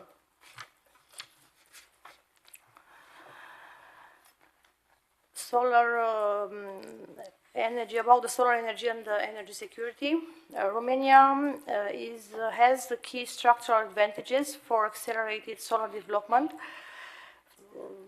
favorable solar irradiation and significant land availability, growing interconnection capacity with neighboring countries, rising investor confidence, positioning the country as a top emerging market in Southeast Europe. The priorities for the renewable energy for Romania in the future are grid modernization and system integration to maintain network stability, manage variable outputs, and handle cross-border flows. The system requires enhanced flexibility. Romania is addressing these needs through key investment, infrastructure updates, digitalization, AI, resilience. Romania recognizes that successfully integrating large-scale, decentralized renewables depends equally on physical grid upgrades and advanced digital capacities. A major development in Romania's energy transition is growing deployment of battery storage alongside solar installation. Romania views storage technology as vital for the next stage of renewable integration. As intermittent solar power grows, battery systems are essential to improving grid balancing and overall system resilience, reduce risk for shutting down of excess solar power, stabilize the network during output fluctuation. Looking ahead, Romania may use the International Solar Alliance meeting to advocate for accelerated storage investment, new financing mechanism, and energy management innovation. Furthermore, the country supports international cooperation to build resilient supply chains and battery manufacturing capacities, recognizing that long-term energy security now depends heavily on industrial and technological strength. Thank you.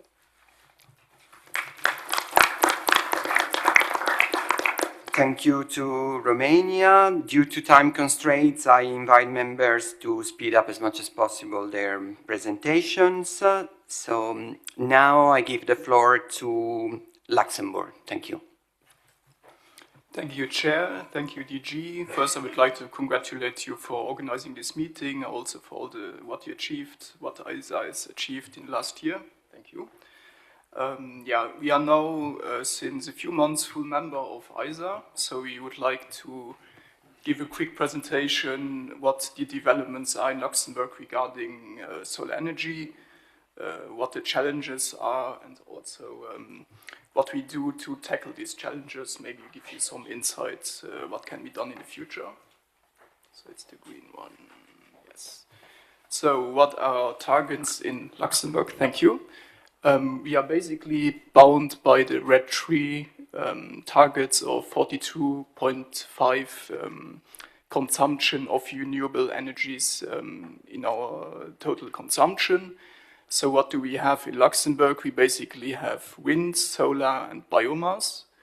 And biomass is pretty much, the goal has been achieved. So we are now heavily focusing on wind and solar in the deployment of the renewable energies. So what does this mean for Luxembourg? Basically, so the numbers are not very small because we are quite a small country. So basically by 2030, so this is a mistake, it says 2023, but it's 2030, we want 1,200 megawatts of solar energy in Luxembourg. So basically, this is also a political target, and we probably will achieve this this goal. So here are some numbers. What has happened in Luxembourg in the last 8 years? Basically, in the beginning, here you see 2017, it has been stagnating, and then after the Russian-Ukrainian conflict, with the surge of the electricity prices, we also saw that now photovoltaics are much more lucrative than before. So we now see in Luxembourg since 3-4 years a boom in deployment of solar energy. We probably see a peak that has been reached now. I mean, it's basically what we also see in Europe, what we see in Luxembourg. We anticipate that it will probably go down a bit in the next years. But regarding our political goals, we will probably achieve the targets we have set for 2030. Last slide. So basically, what do we do to deploy photovoltaics in Luxembourg? So we have heavy subsidizing of small residential installations. Since this year, we have also pre-financing scheme for smaller installations. So basically, you get the money in front from the state even before the installation is built. We have heavy subsidizing of communal projects, basically for buildings, for parkings.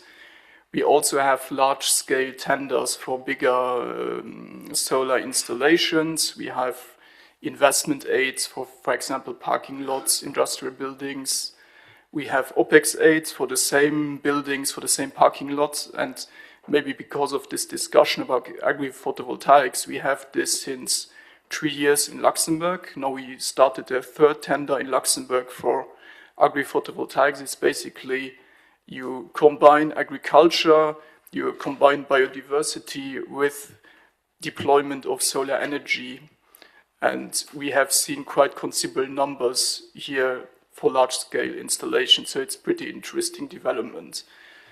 So I've talked about that we've been now at the peak, so we have already large deployment of renewables.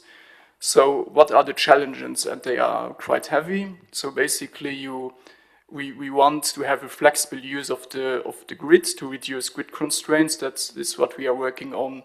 We are heavily looking into electricity storage. That has been also going since a few years in Europe. It has become very, very important.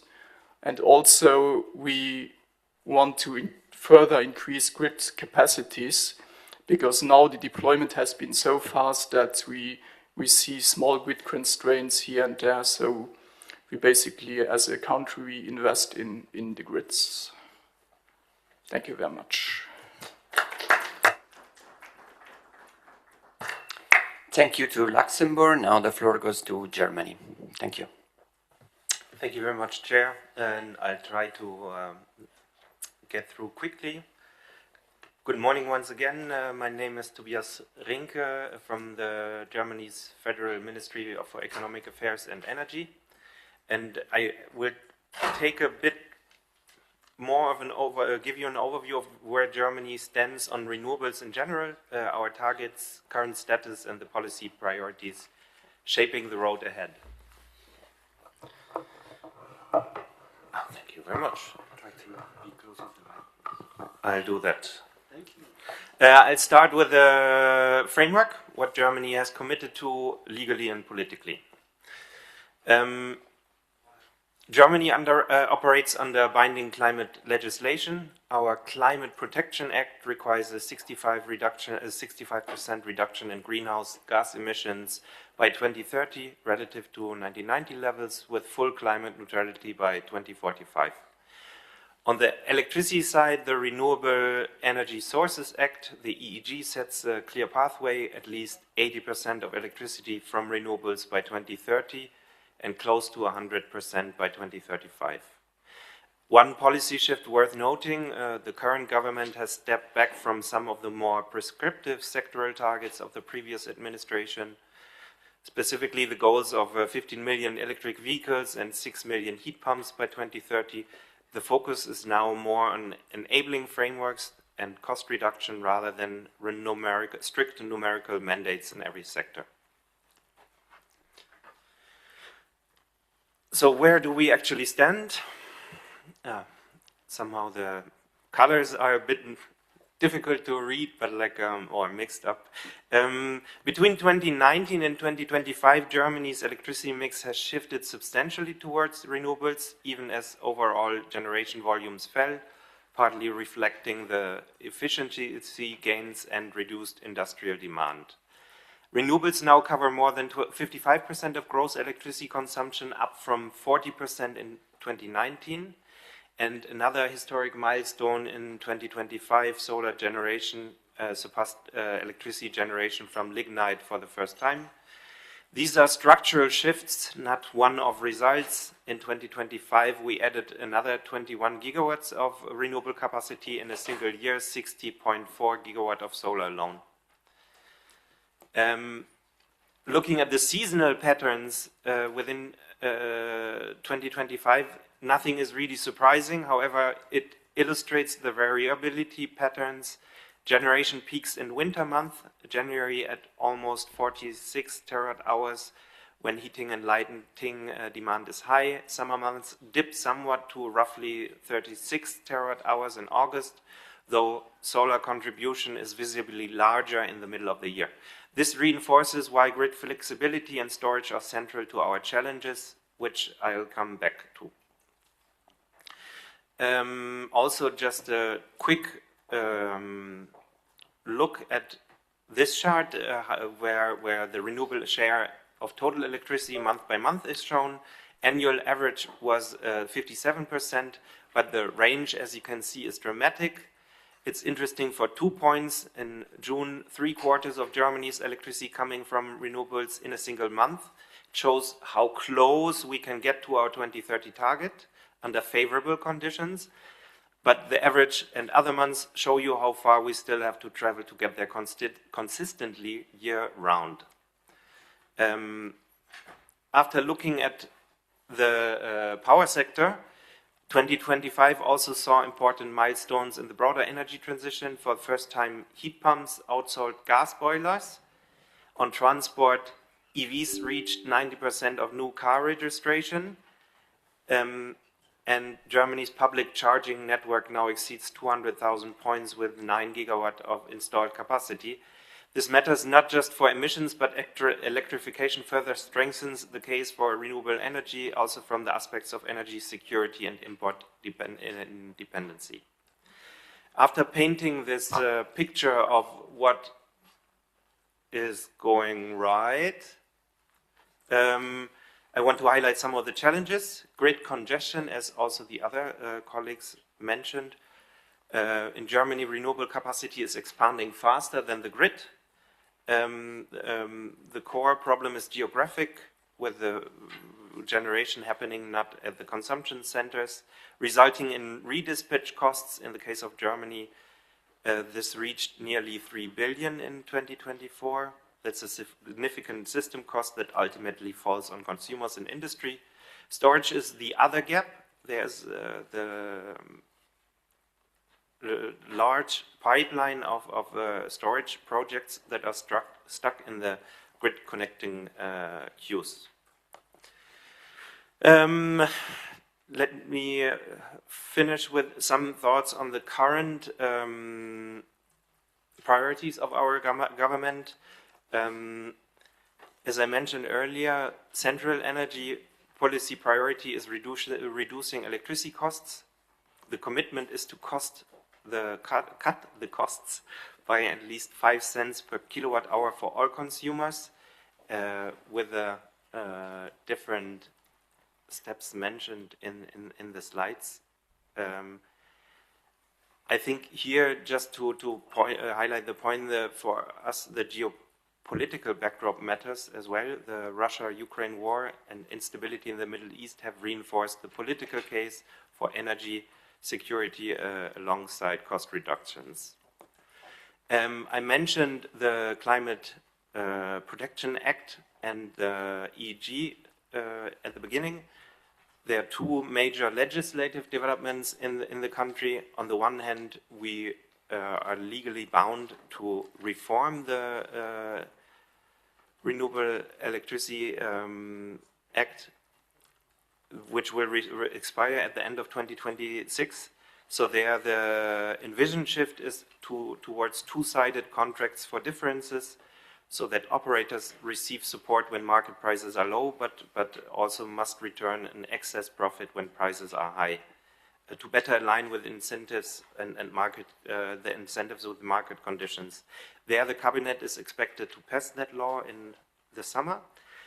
For the Climate Protection Act, we have this climate action program where each government has to demonstrate how it will close the gap to the 2030 target. This program was released, adopted by the cabinet in March. Program contains 67 measures. However, recently the responsible committee for the review rated the program as insufficient, and the government has to suggest additional measures. In the interest of time, I would leave you with a study of the slides. If you have further questions, feel free to follow up with me. Thank you very much.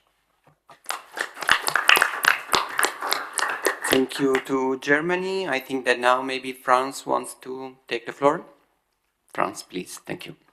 Thank you very much, Chair. So I'll be very brief due to time constraints, and I will skip the PowerPoint presentation. But just to say that on the French side, at national level, we are accelerating solar PV deployment. So in 2025, we had 27.9 gigawatts of installed solar power capacity. And that same year, the production of solar PV electricity reached a record high at 32.9 terawatt-hour, which means an increase every year since 2010. The French multi-annual energy planning provides for a threefold increase in installed solar photovoltaic capacity by 2035. And regarding the energy transition more broadly, France introduced its national roadmap for transitioning away from fossil fuels at the first international conference on the matter held in Santa Marta, Colombia last April.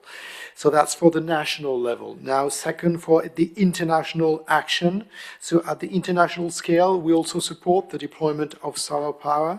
Beside the incredible work of ISA, our bilateral cooperation agency, AFD, has engaged about 1 billion euros in loans for the period 2016-2025, so in around 10 years time frame, for the development of solar photovoltaic power plants and related infrastructures.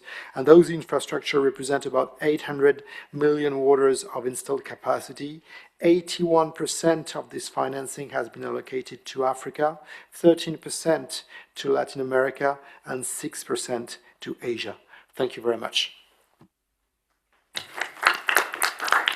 Thank you to France. I would like to thank Moldova, Spain, Romania, Luxembourg, Germany, and France to give their presentations. And now the floor is open to comments of the members on all presentations.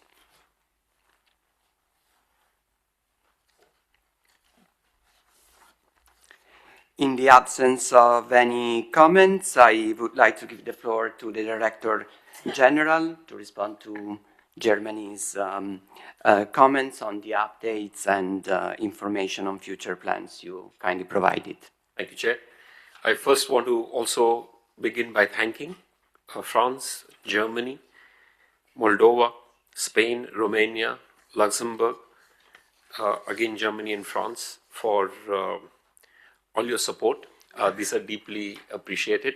On some of the questions that Germany raised, I want to assure you that some of the aspects will be dealt in the sessions. There is a detailed session on Sunrise tomorrow.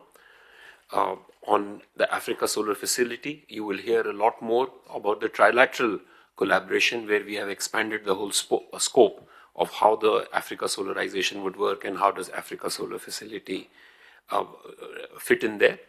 On DPRs, the devil is in the detail.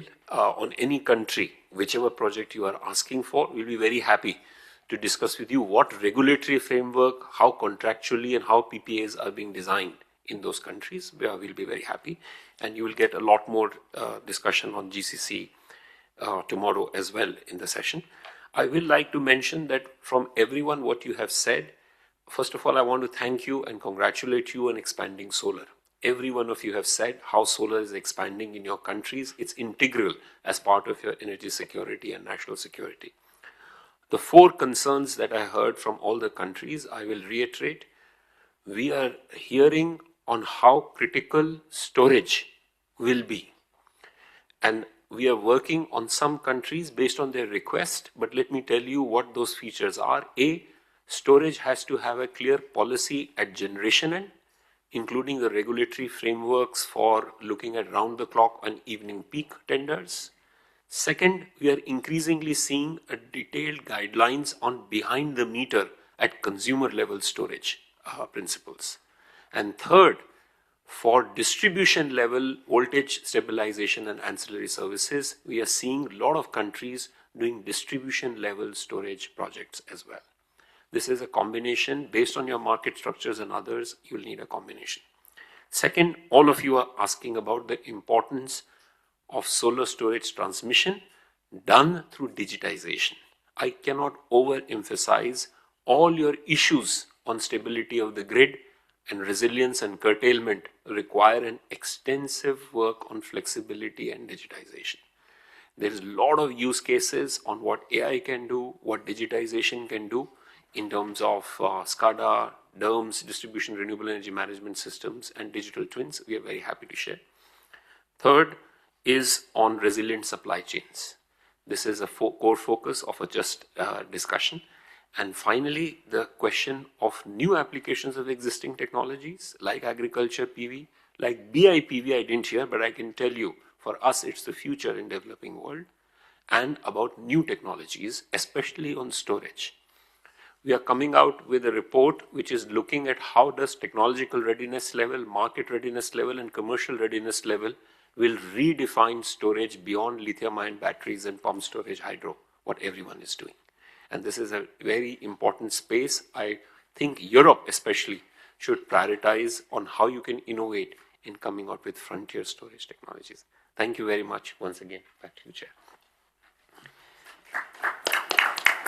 Thank you, Director General. Now we can proceed to the next item, which is a fire chat between Ms. Alessia Clocchiatti. Welcome, Alessia. She's team leader, Director General of Energy of the European Commission, and the Director General of the International Solar Alliance. The fire chat is on supercharging global electrification, securing energy security and sovereignty. The discussion comes at a very important time. Across regions, countries are working to meet rising electricity demand while also reducing exposure to imported fossil fuels, price volatility, and geopolitical uncertainties. In this context, electrification is not only a climate pathway, it is also a pathway to stronger energy security, greater resilience, and more sovereign energy choices. Solar energy has a central role in this transition. When combined with modern grids, storage, digitalization, distributed renewable energy, and cross-border cooperation, it can help countries expand access to clean electricity in a manner that is affordable, reliable, and future-ready. This fireside chat will bring together policy, technology, and investment perspective to explore practical solutions. So now I give the floor to Ms. Alessia Clocchiatti and the Director General to share their views, insights, and help us identify pathways for accelerated and secure electrification. The floor is yours. Thank you. Thank you very much, Chair. I also want to just clarify that we also have Bruce Douglas, who's the Chief Executive Officer of Global Renewable Energy Alliance also, because it will be great to hear the EU perspective and the private sector perspective on this fireside chat.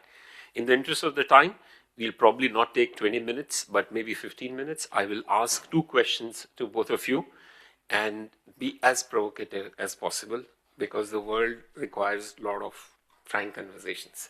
So if I may start with you, Alessia, I think Electrify Now is such an appropriate title of what needs to happen in the world now. What everyone has been asking is, it makes complete common sense to actually do, but it's not happening in spite of the crisis. So tell us a little bit, what's the thinking in EU right now on what would be a clear, tangible set of next 6 months to a year of what Electrify Now may actually entail? Over to you. Thank you very much, Director General, and good morning, everybody. It's a pleasure to be here. Thank you very much for the invitation. And indeed, I think that the fireside chat on electrification is very timely at the moment. Before going into Electrify Now, I think you have read the press of the COP31 presidency announcement of a global target of 35% by 2035. I'm sure that Bruce will also elaborate a bit more later. But all signs are converging towards the same direction. The whole world is talking about it. And it's quite fun in a way that we started to talk about electrification a bit more substantially back in Belém at COP30, when we had a very good ministerial on the doubling and tripling of the doubling and tripling pledge of COP28, the first global stocktake. And then everybody was saying, okay, what's next? What do leaders need to discuss next year? And electrification came up as the topic, very much converging everybody. So we started to work on this initiative that then we called Electrify Now, with the COP31 presidencies of Turkey and Australia, and with the COP32 presidency of Ethiopia, together with the United Kingdom. And then what happened is that the crisis hit, yet another crisis, because to be honest, in the last 5 years, we have seen a number of crises coming our way, and Europe has been very much exposed to the vulnerability of the fossil fuel imports, so we really lived it on our skin.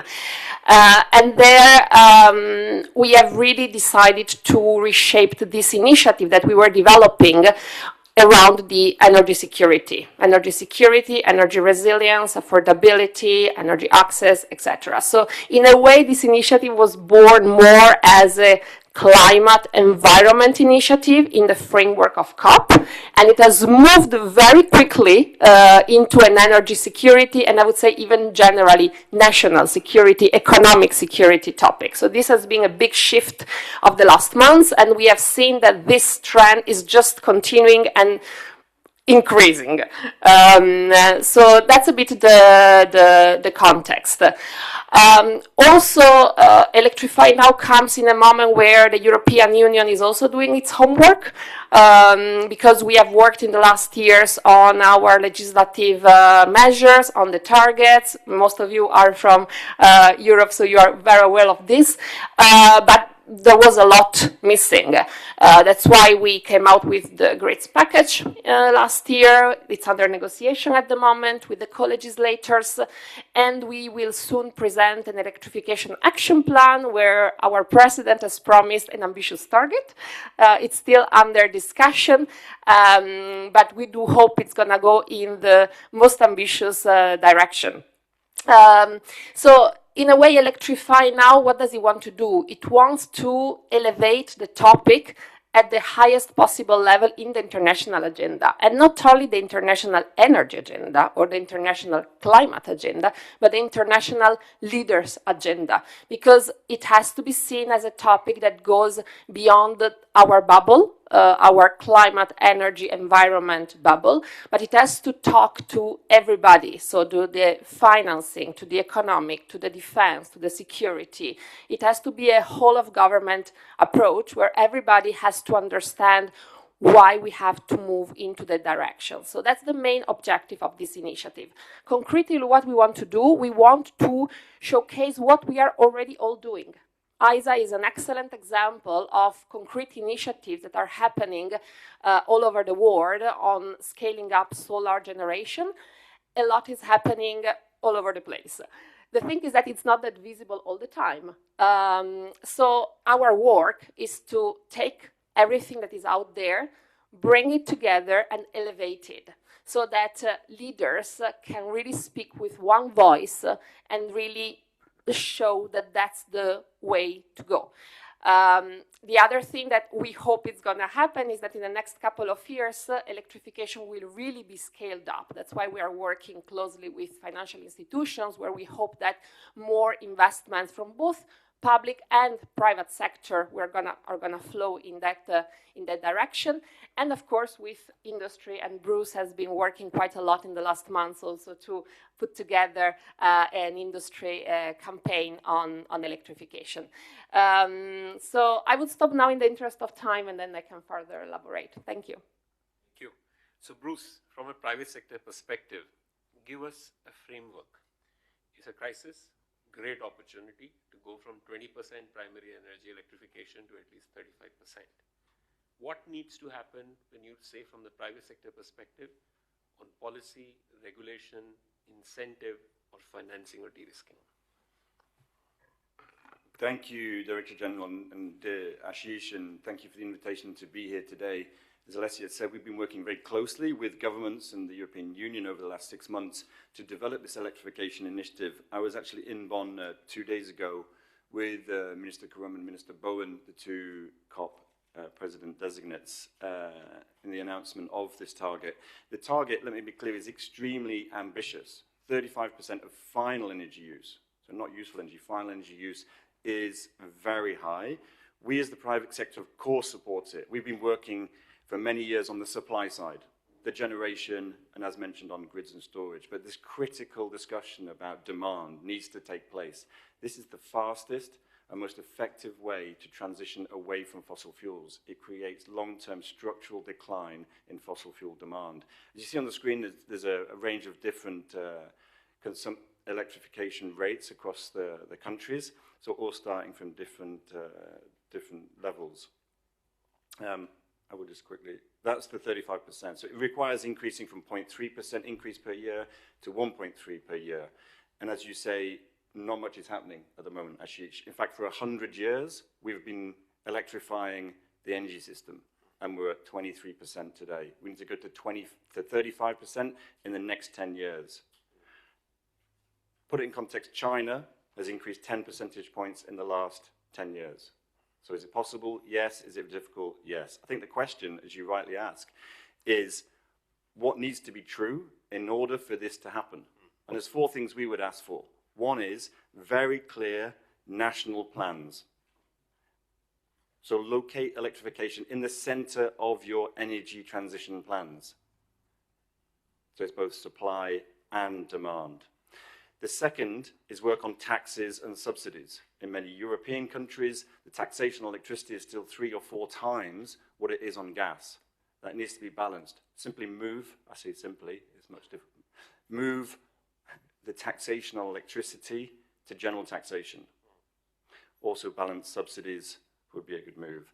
The third is grids and storage. I won't go into that in detail. It's been covered many times. Clearly, to get the abundant green electrons to the demand side needs to move them in time and location using grids and storage. And finally, and really importantly, is the workforce. This target will require significant uptick in skilled workers. The good news is that 75% of the energy system can already be electrified cost effectively with existing technologies. And if you do that, you remove 70–80% of the emissions. If you've not seen it, this electrification staircase is on our website. This gives you a guide as to what can be electrified now cost effectively and what can be in the future. That bottom step, which is passenger cars, 2- and 3-wheelers, congratulations to India, 60% of your 3-wheelers being purchased today are electric. Just step A is 50% of global emissions. Electrify that and you halve emissions from those sectors. Thank you, Ashish. So we'll have one quick round of questions again, and maybe I'll start from Bruce this time. Bruce, great 4 clear points: clear national plans, remove distortionary taxes and subsidies, come out clearly on grid and storage, and talk about the job aspect of skilling. Let me ask a little bit more of a difficult question. I feel everybody wants to do solar and storage. The problem is industrial policy, or where are they being made? If there was a good answer for that, I can assure you your 1.3% pace will be done. So we are having multiple goals that become very difficult to optimize. Otherwise, everybody would have done electric vehicles. We all know the reason why there is a brake on electric vehicles. In that multiple variable equation, what needs to change in next 6 months to come out with a very clear dent on industries, transport, and households? And let me give a little bit of a pointer. What is the role of new technologies like green hydrogen, like BIPV, in pushing a lot of this rather than looking only at existing technologies?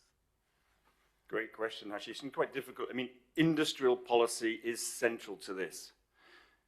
In our title of our organization, it's the Global Renewables Alliance, so you can imagine we're open to all global markets. I'll give you two statistics. 75% of electrotech, that's supply and the demand side, EVs, batteries, is controlled and manufactured in Asia. 75% of the world's population live in countries who are net importers of fossil fuel. So there's 2 opportunities/challenges. To your point, industrial policy, we're sitting in Europe, and I understand, the wish of countries as this develops to 35%, the $1 trillion opportunity needs to be captured by those countries as well. I would say look to your own home markets, create a plan, incentivize, subsidize, create the market, the home market that can drive the installation, but also the manufacturing of these technologies. All is not lost in any country. China obviously dominates in most of the technologies, but many countries do still have a leadership position. In Europe, it's transformers, it's on the grid side, cables, it's on heat pumps. So there's a range of different technologies where they can continue and even develop and become a leader in the world. Southeast Asia, Latin America, and Africa can also become manufacturing hubs if incentivized in the right way. I don't think the defensive measures are the way to do it, high tariffs and blockades of imports. There's a much better way, which is develop strong home markets. Thanks. Alicia, it's a difficult question for policymakers as well. How would you look at low-hanging fruits? Because I feel, and I must re-emphasize, we should not waste a crisis. And from where I sit, I see openness on all countries to embrace solar and electrification. But when you say, okay, can you move from 0.3% to 1% in next 1 year? That answer I'm not finding very clearly. Now that you have a very clear window, how do you see using this momentum on that? Yes, thank you. I think it's on different angles. So the first is, from a European Union perspective, is that we really need to put the ground for more union of the energy market. So that's where the grids package come in, where we really need more interconnections.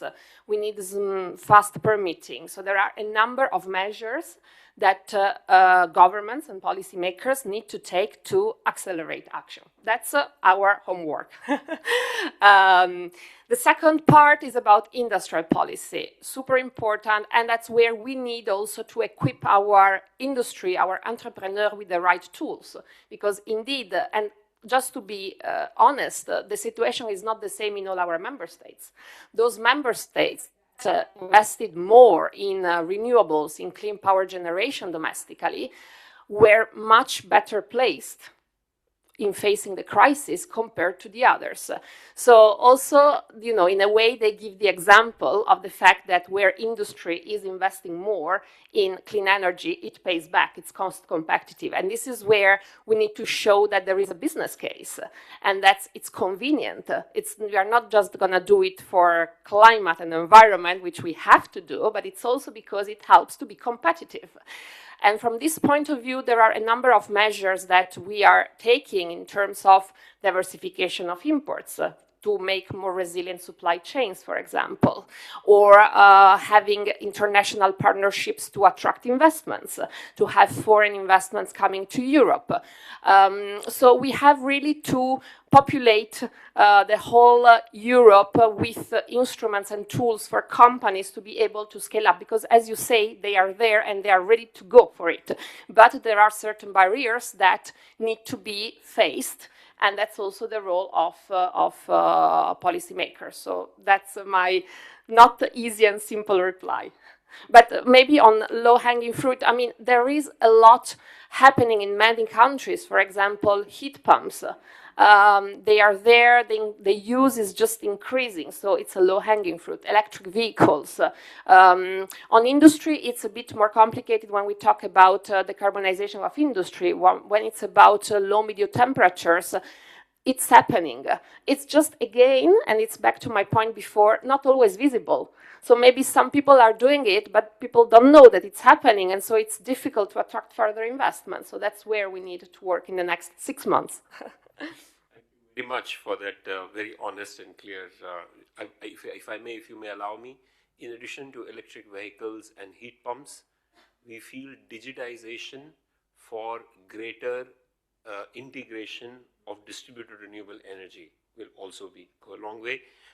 This conversation can really go a long time, but we are really running fast. So a big thanks to Alicia and Douglas. Please give them a big round of applause. Thank you, Bruce. Over to you, Chair.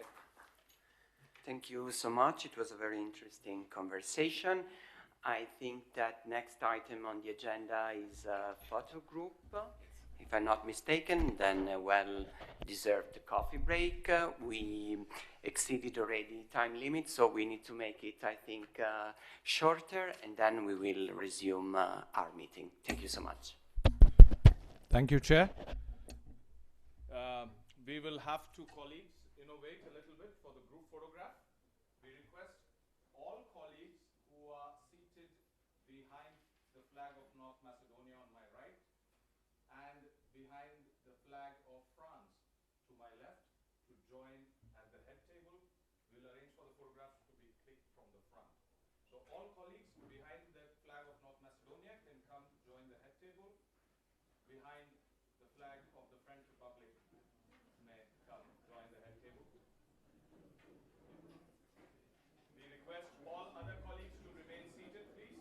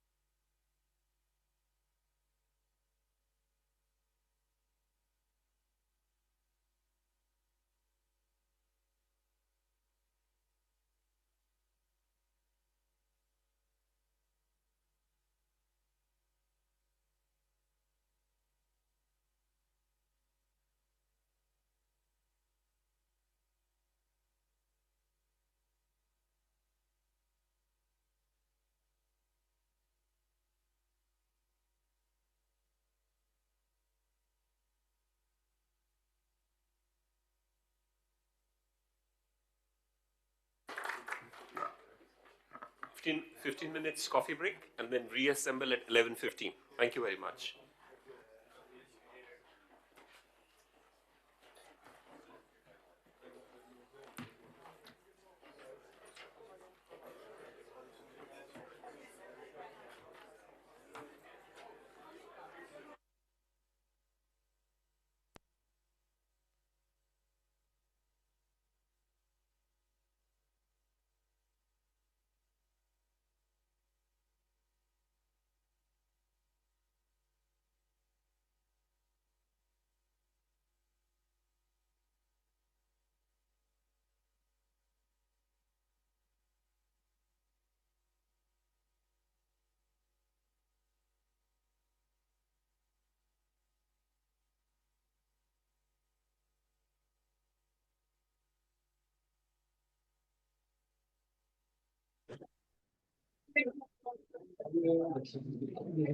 Test.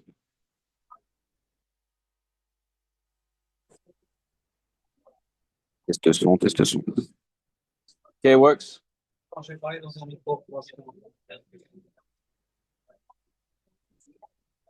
Sans test, sans test, sans test, sans test. Tu m'entends, Théo?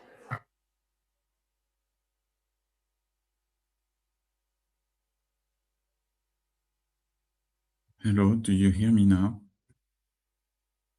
Gillian speaking. Hello?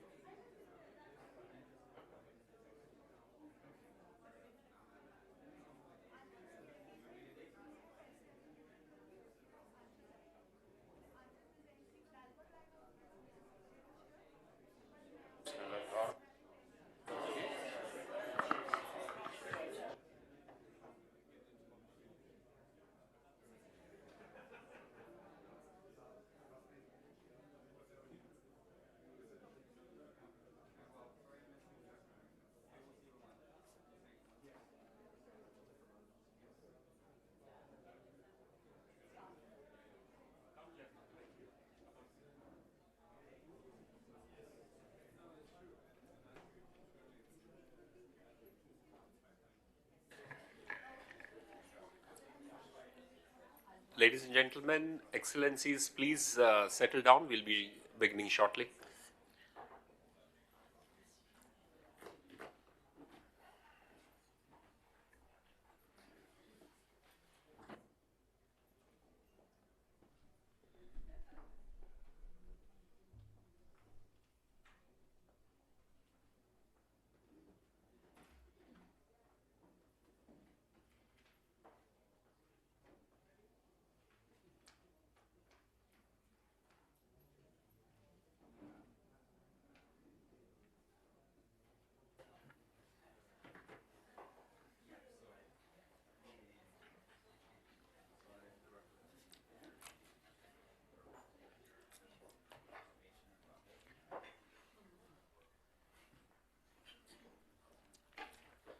Well, thank you all. We can now start the new item in the agenda, the CEO caucus on building diversified and resilient solar value chains, Europe and ISA perspectives. Solar PV has become central to the global clean energy transition, but its value chains remain exposed to concentration risks, trade disruptions, financial constraints, and limited industrial coordination. The CEO caucus provides a platform to discuss how Europe, India, leaders, and ISA member countries can work together to build the trusted, competitive, circular, and geographically diversified solar manufacturing ecosystems. I invite participants to share practical perspectives, ideas on industrial partnerships, circularity, financing, technology transfers to strengthen resilient solar value chain. I am pleased now to give the floor to Dr. Gurleen Kaur of the ISA Secretariat to run the discussion. Thank you.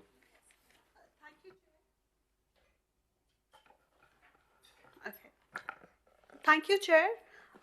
Distinguished delegates, Excellencies, ladies and gentlemen, a very good morning and a very warm welcome to Brussels once again. I'm Dr. Gurleen Kaur, and I lead ISA's Technology Roadmap Policy Pillar, and I would be your MC for today's discussion. So this morning's high-level strategic roundtable, as mentioned by the Chair as well, focuses on a critical pillar of global energy transition.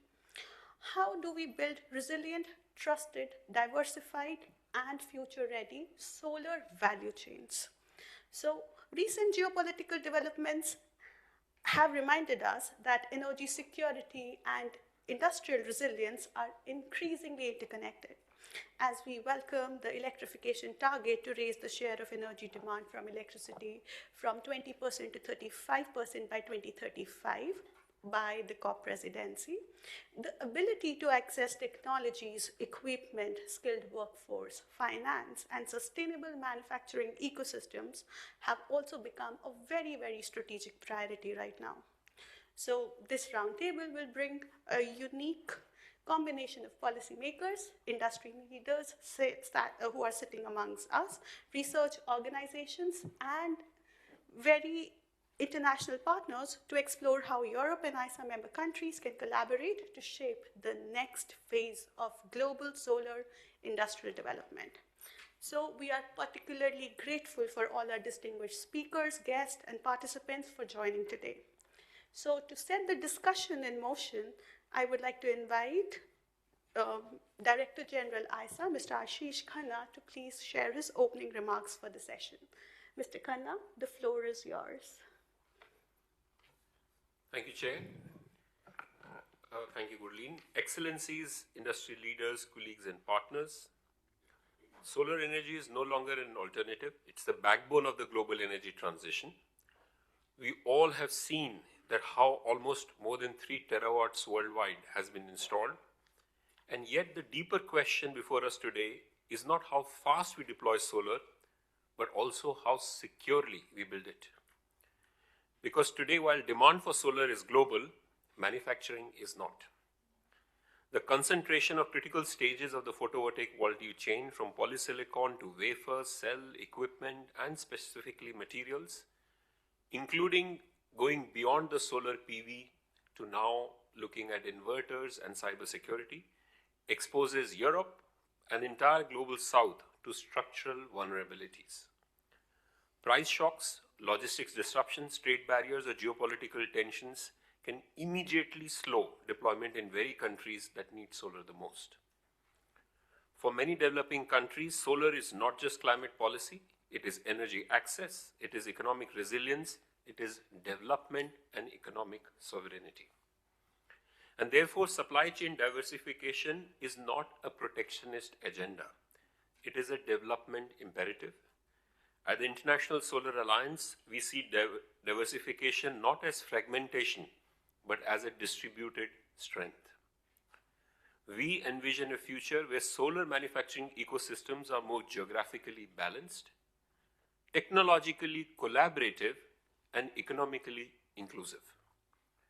A future where emerging economies are not only markets for solar deployment, but competitive hubs for manufacturing, innovation, and value addition. A future where Europe's technology depth, engineering excellence, and capital equipments can partner with the scale, demand, and industrial ambition of the global south. But diversification will not happen organically. It requires 3 strategic shifts. First, moving from a transactional trade to long-term industrial ecosystem partnerships, including joint manufacturing, co-development, and shared innovation platforms. Second, and this is where ISA's role is very important, aligning standards, certification, and quality frameworks so that diversified manufacturing is globally trusted and globally bankable. And third, de-risking upstream investments through coordinated policy signals, blended finance and innovative financing mechanisms, and institutional collaboration. This is where ISA's role becomes critical. ISA is uniquely positioned as a bridge between governments and industry, between technology leaders and emerging markets, between ambition and implementation. Today's discussion is therefore extremely important, so I warmly invite each of you to participate wholeheartedly in this session. Please speak candidly, challenge ourselves, challenge ISA, challenge assumptions, but please do offer solutions, identify the structural platforms and changes that are required. Let us use this platform not just to exchange views, but to shape the next phase of the solar manufacturing ecosystem, and ISA stands ready to convene, catalyze, and coordinate that transformation. Thank you very much. Back to you, Gurleen. Thank you so much, Mr. Khanna, for anchoring today's context and reminding us that robust international cooperation and aligned industrial frameworks are very, very vital to sustaining global solar momentum that we are all talking about today. So moving forward, I'm delighted to invite our next esteemed speaker to provide special remarks. So please welcome Mr. Jean-François Gagné, Head of Clean Energy Ministerial. Jean, floor is yours. Thank you very much, Gurleen. Thank you very much, DG Khanna, for the kind invitation for the Clean Energy Ministerial to be here today. For those who may not know, the Clean Energy Ministerial is a voluntary platform, so we're not a treaty-based organization, but we do have membership of over 29 countries who represent more than 90% of global energy investments and bring together stakeholders from both the global north and the global south. And really what we do is we help these countries find ways to collaborate in terms of taking down barriers to the clean energy transition. We do that through a double approach, which is top-down and bottom-up, where we have every year a ministerial meeting in different regions of the world to be able to bring stakeholders and give the highest political impetus to the transition. But throughout the year, we also manage 25 working groups that basically address issues spanning the clean energy spectrum, whether it's on the supply side, solar, geothermal, bioenergy, nuclear, but also on the demand side, transport, in heavy industry, as well as the connecting aspect, whether it's on infrastructure, but also socioeconomic aspects like skills, like inclusivity, like long-term planning. And so basically over the past few years, we've been looking at how we help bring energy ministers together to find ways to address barriers to clean energy investment in the power sector. And we basically come up with 40 different actions that our members are taking under 6 different pillars. One is on planning and regulations, making sure that we have the long-term planning in the regulatory framework to support that.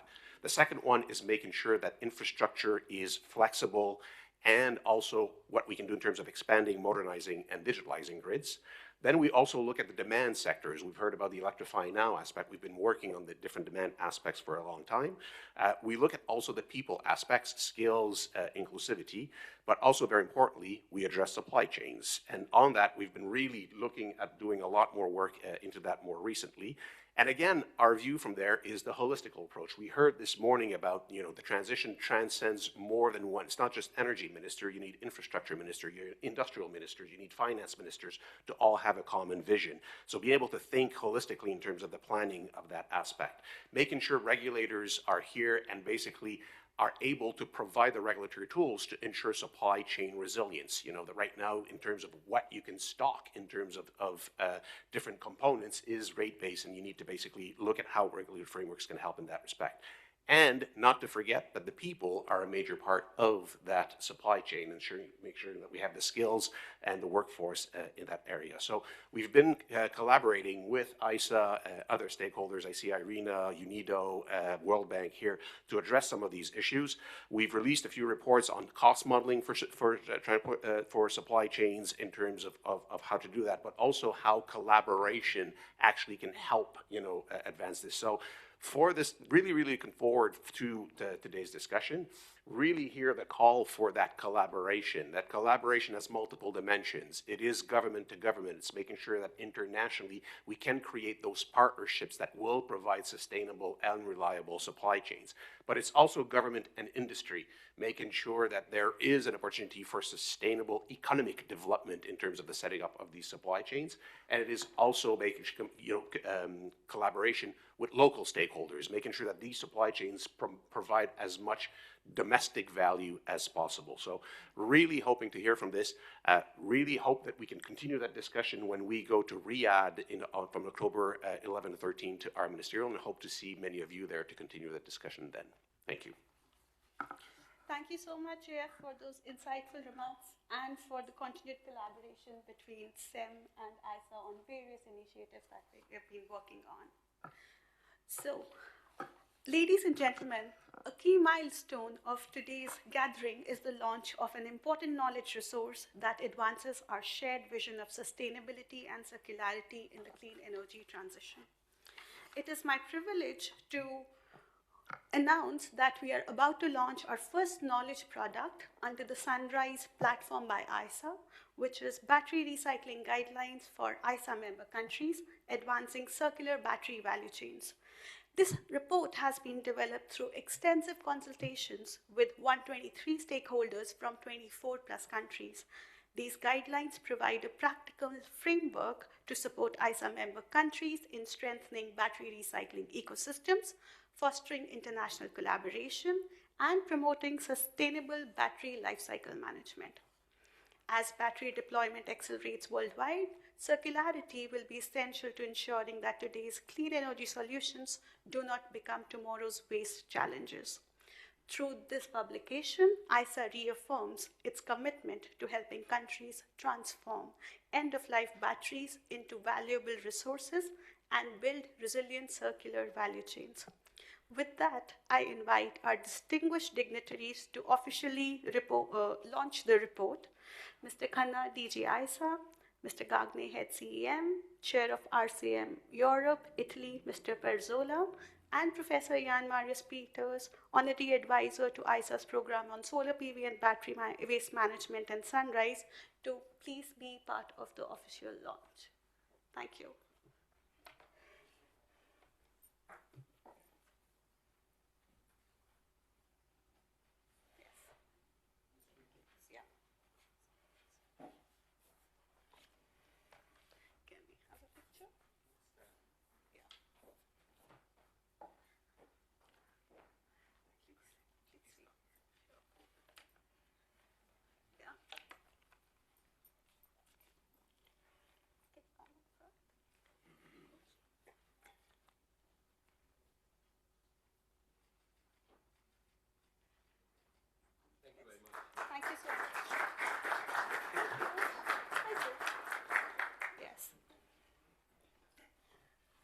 So, ladies and gentlemen, once again, please join me in congratulating ISA team and partners involved in development of this important publication. This report will undoubtedly serve as an essential roadmap for building sustainable low-carbon value chains across member countries. Can I have a huge round of applause for the team?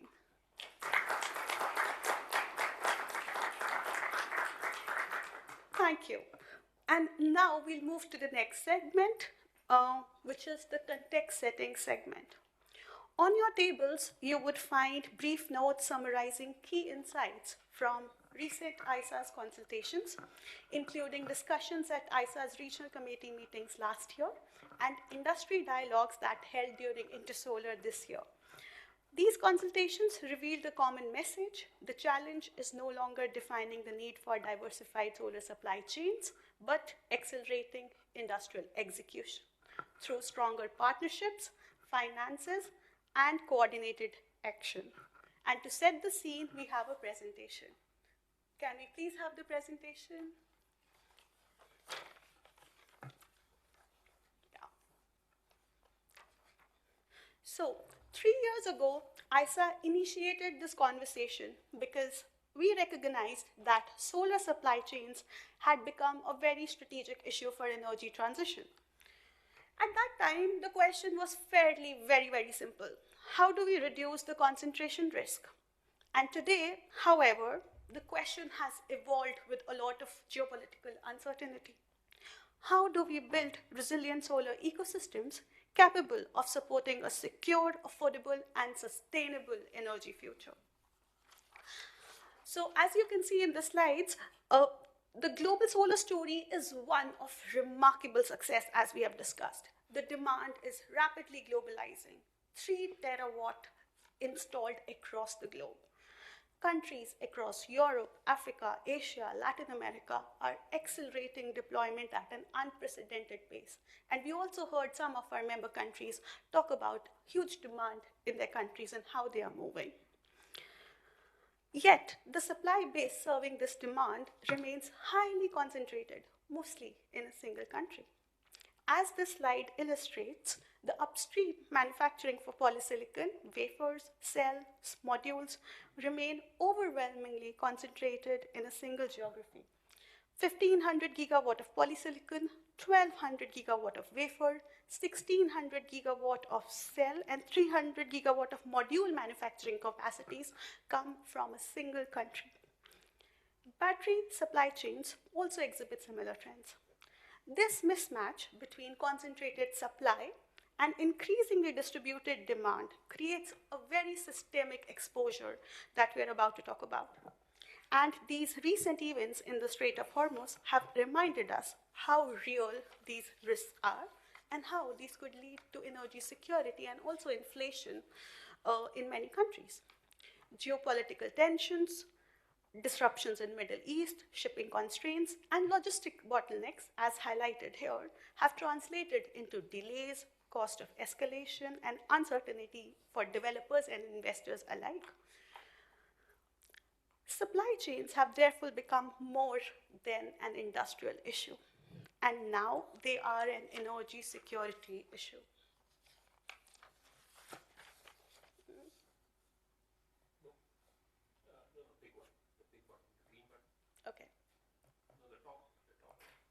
Okay, so the encouraging news is that the diversification has started.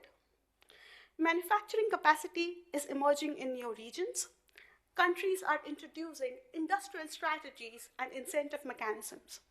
Demand centers are expanding rapidly, particularly across global souths, as you can see in this slide as well.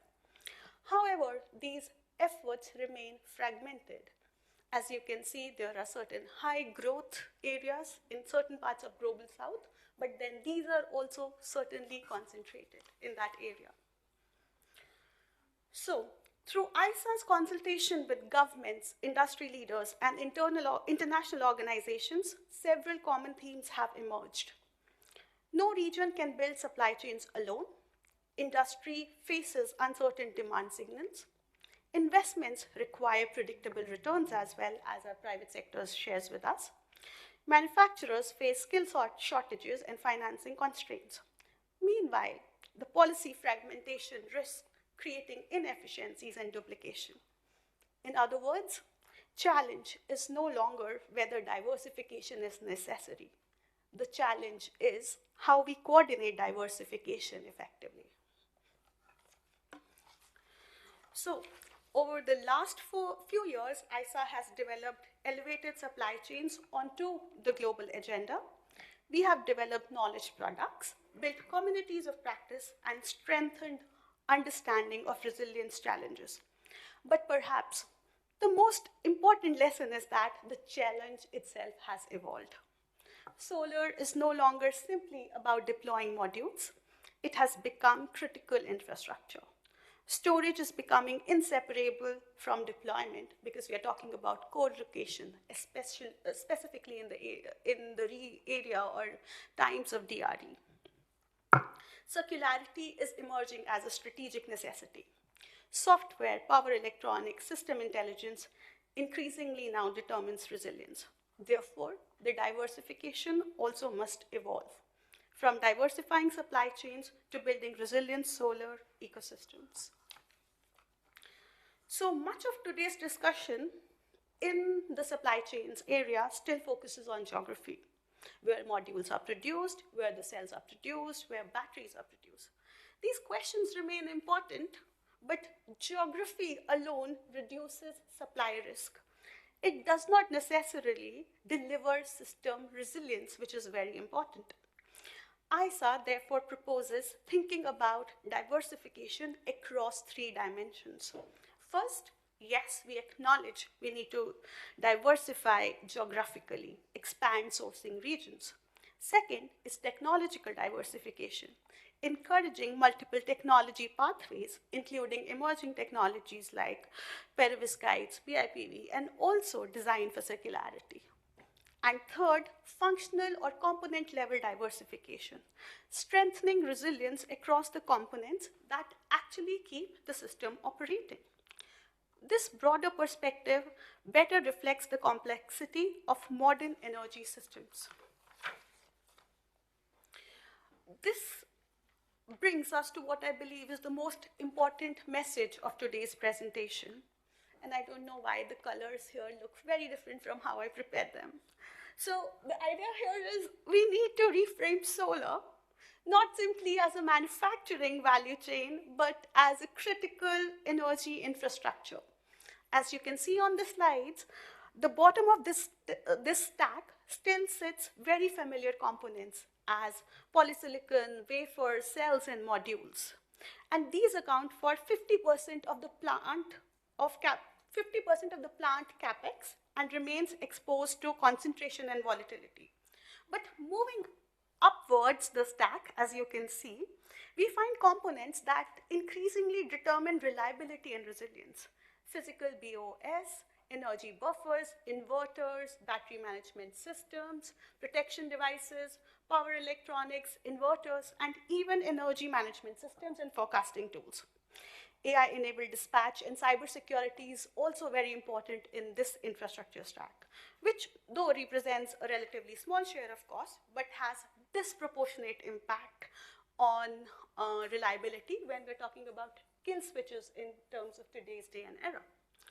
So the future of power systems will depend just as much on these layers as it does on the energy generation component and the modules. And importantly, these are the areas where many countries, including European partners and ISA member countries, can participate meaningfully when we're talking about diversification. So not every country will manufacture wafers, but every country can contribute somewhere in this entire solar infrastructure stack. And let me bring about another way of explaining this. So this supply chain really talks about the paradox that we're talking about.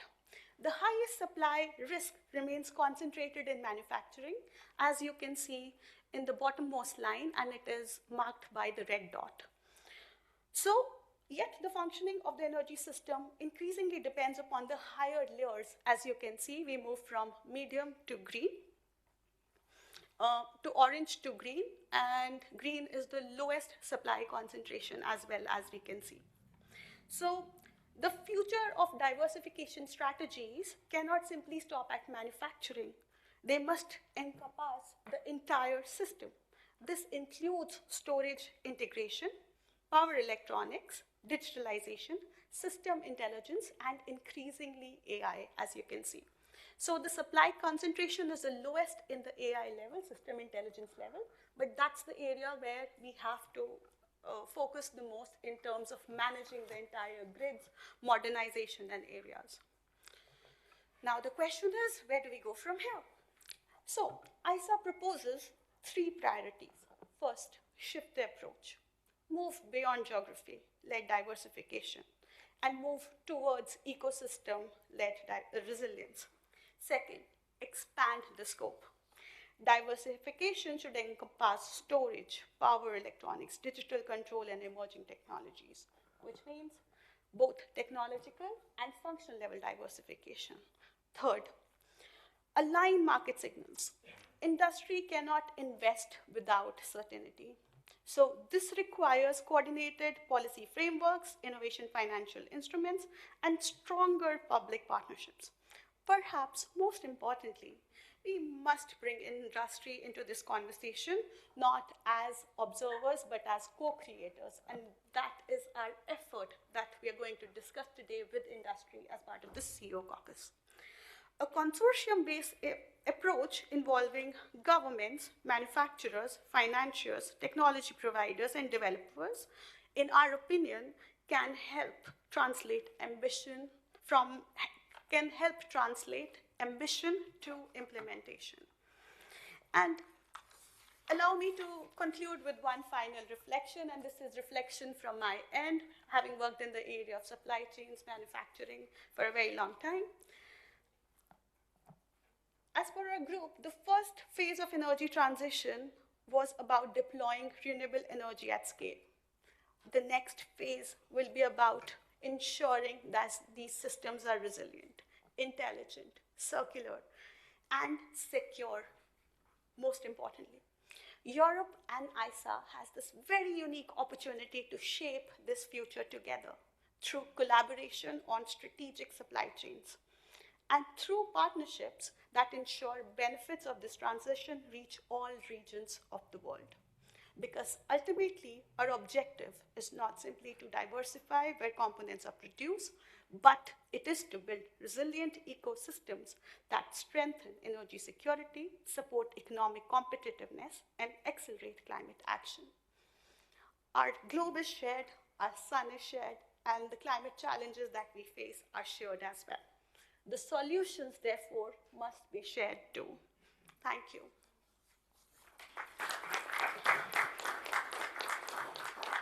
So, building on these discussions, as I mentioned, so this is ISA's point of view. Dahlberg Advisors, it's an international organization, an international private sector consultancy company. They undertook a review of policy and industrial landscape in Europe and India to identify opportunities for deeper collaboration, cooperation, and resilience manufacturing partnerships as well. So now it is my distinct pleasure to invite Mr. Jagjit Sareen, partner at Dahlberg Advisors, to present key findings of his analysis on Europe and policy systems across Europe, India, and UK. Mr. Sareen, over to you. Thank you, Dr. Kaur. I hope I am audible. Yes, you are. Thank you. Thank you very much. At the outset, let me thank Honorable Chair from Italy, ISA Director General, Excellencies, corporate leaders, and colleagues in the room for giving us this opportunity to present our analysis on the subject matter you are discussing. In the last 2 interventions and the presentation you have made, Dr. Kaur, it's very clear why diversification is needed. And I think there is no need to relitigate the case for a variety of reasons. What I'm going to present to you is a business case that diversification is possible. At Dahlberg, which is a co-host of Bharat Climate Forum, a national climate collaboration platform out of Delhi, is looking at this diversification agenda across the clean tech sectors: solar, wind, batteries, EVs, green hydrogen, and transmission equipment.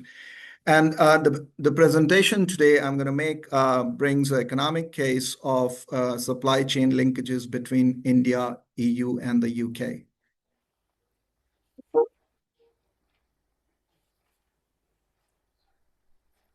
Go back. Okay. In terms of the policy landscape, creating enabling environment for domestic manufacturing, but also collaboration of linking these supply chains is there, whether it's PLIs from India or the approved list of module manufacturers, the NZIA, or the proposed Industrial Acceleration Act in the EU, or similar policy pronouncements and tariff and non-tariff barriers coming out of the UK, provide the protection and the financial and non-financial incentives for industry to take forward the manufacturing agenda. These need to translate into clear numbers, and that's what our analysis is suggesting. As you look at this graph, in terms of the demand, this is annualized demand based on targets for India, EU, and the UK, as per the NDC targets and domestic legislations. If you look at the annualized targets, the current manufacturing capacity and the planned manufacturing capacity, you clearly see that there is excess production capacity on few components happening in India, while there is unmet demand in the EU and UK, which would traditionally be met by a single source, while there is excess capacity coming from an additional source, which is India in this case. If you look component by component, from polysilicon, ingot wafers, solar cells, modules, and also silver paste and solar glass, you see that in cumulative terms as well, India could serve as another manufacturing hub to diversify the supply chain risk, which currently European Union and UK are facing in terms of these components. Next one. In aggregate terms, our analysis suggests, please go back and slide back. Next slide from the analysis. Yes, this one. Thank you. So our analysis suggests that currently in India, you have about 130 gigawatts of overcapacity, which could meet the projected demand coming out of the EU and the UK in a price competitive manner. And here, let me provide a concrete data point from our analysis, which makes the business case that diversification is possible even in current circumstances. So in specific point, what we are articulating before you is that with EU policies like NZIA and the proposed Industrial Accelerator Act that are encouraging sources from non-China countries willing to accommodate a cost premium of about 20 to 25%, which is as part of the European current law and practice, Indian manufacturers would be able to meet this cost threshold for most of the components, including wafers and cells. While relatively more expensive than the Chinese manufacturers and the landed price in EU, India at least could manufacture and export these components at a price point 25 to 30% cheaper than what Europe could manufacture at a cost parity. So what we are saying is, while for both countries, China may be a cheaper source to import, but India could be that diversification point for EU and UK to import these components from India at a cheaper price than what EU can manufacture. And these prices fit well within the agreed cost premiums European regulators have agreed to provide. So essentially what we are saying here is that in terms of modules and cells, India could provide that capacity based on what Indian manufacturers are already producing or plan to produce. Even on ingot wafer, the case is much more positive. What could EU and the UK provide to strengthen this diversification process with India as a country in the discussion as we're having today? Europe has polysilicon process technology, plus the manufacturing equipment, which if could be partnered with India, could help diversification from end to end, from upstream down to module diversification at a cost competitive range, very much possible in the current domestic policy environment, in the current trade environment, and in the current energy price environment. Next slide, please. While we talk about the current environment within the umbrella of the trade agreement between EU, India, UK, India, which is being operationalized, we have also looked at what are the broader opportunities of strengthening the manufacturing ecosystem between these two countries and EU as a region and India. These range from technology readiness, whereas Gurleen was also mentioning about perovskites, but there are other components and technology options where these collaborations could work in terms of technology readiness, including copper metallization technology. And Indian progress on HJT infrastructure could be utilized by the European manufacturers to build upon. Similarly, in strengthening the manufacturing ecosystem, there are specialized European equipments from reactors, crystalline pullers, and others which could be brought to India. Similarly, one should think about joint validation facilities. A point which is worth repeating on quality and standards. I think Indian manufacturers could meet European quality standards if these things are done and designed jointly in terms of broad alignment on import-export components and joint traceability and CBAM compliance systems. We believe that done jointly and efficiently through ICT technologies, there is efficiencies to be gained and be cost competitive as we move forward. Next slide. As we look at these opportunities, I must caution that these opportunities would not just arrive by themselves. If that was the case, we won't be discussing this agenda today. Essentially, there are three buckets of issues, starting from collaboration on R&D and co-development. And you'll see on the slide some concrete suggestions, including on supporting upgrades in manufacturing ecosystem and harmonizing quality standards. I would want to emphasize the suggestion or action item which Gurleen presented in our last slide, which is on the turnkey consortium of an integrated solar value chain where you bring players from both sides, including from Japan and Australia for upstream raw material. We should also look at long-term supply agreements between Indian manufacturer and EU OEMs for various components and technologies, including on inverter SMT lines.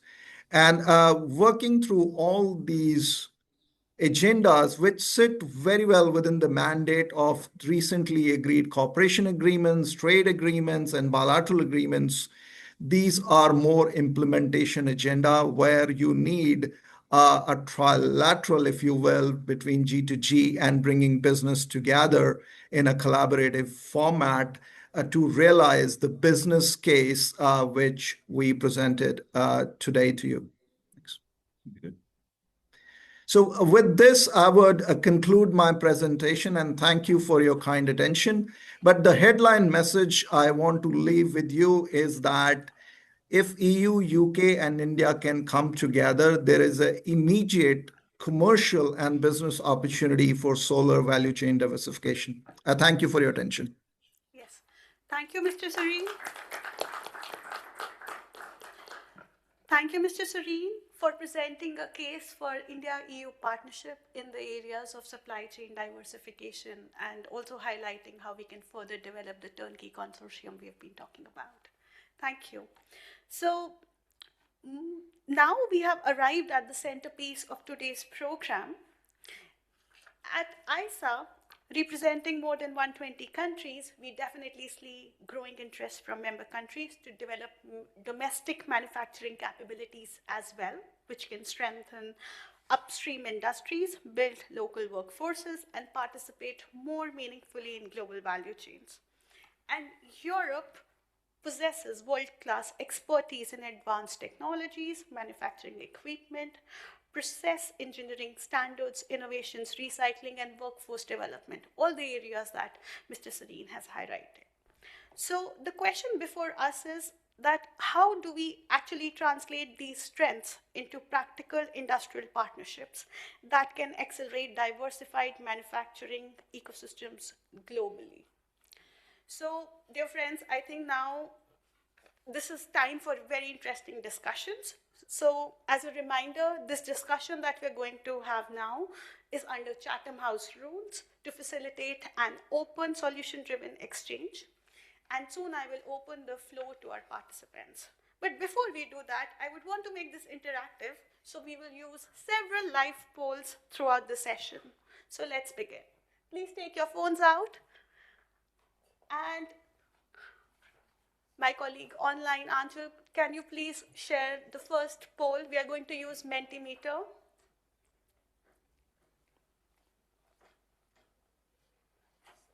Yes, please take your phones out and scan this QR code. And the first question is, how are you today?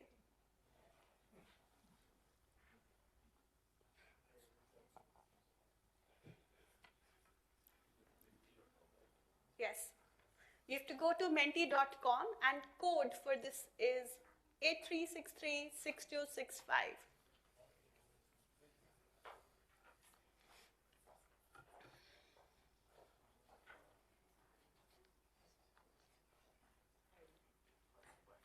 You have to scan this. Yeah.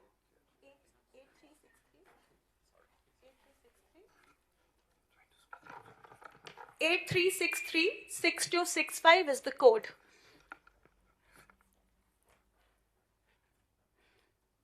And most people are feeling great, good, excellent, fine, decaffeinated, excited, golden. Amazing. How are you today? I'm doing very well. Thank you. Okay. So we now know how to use this thing. Let's move to the next poll. The question here is, what is the biggest bottleneck to scaling upstream manufacturing outside existing dominant regions? And I know I moved pretty quickly from how are you to proper technical questions, but the options here are technology access, skilled workforce, financing, raw materials, policy certainty.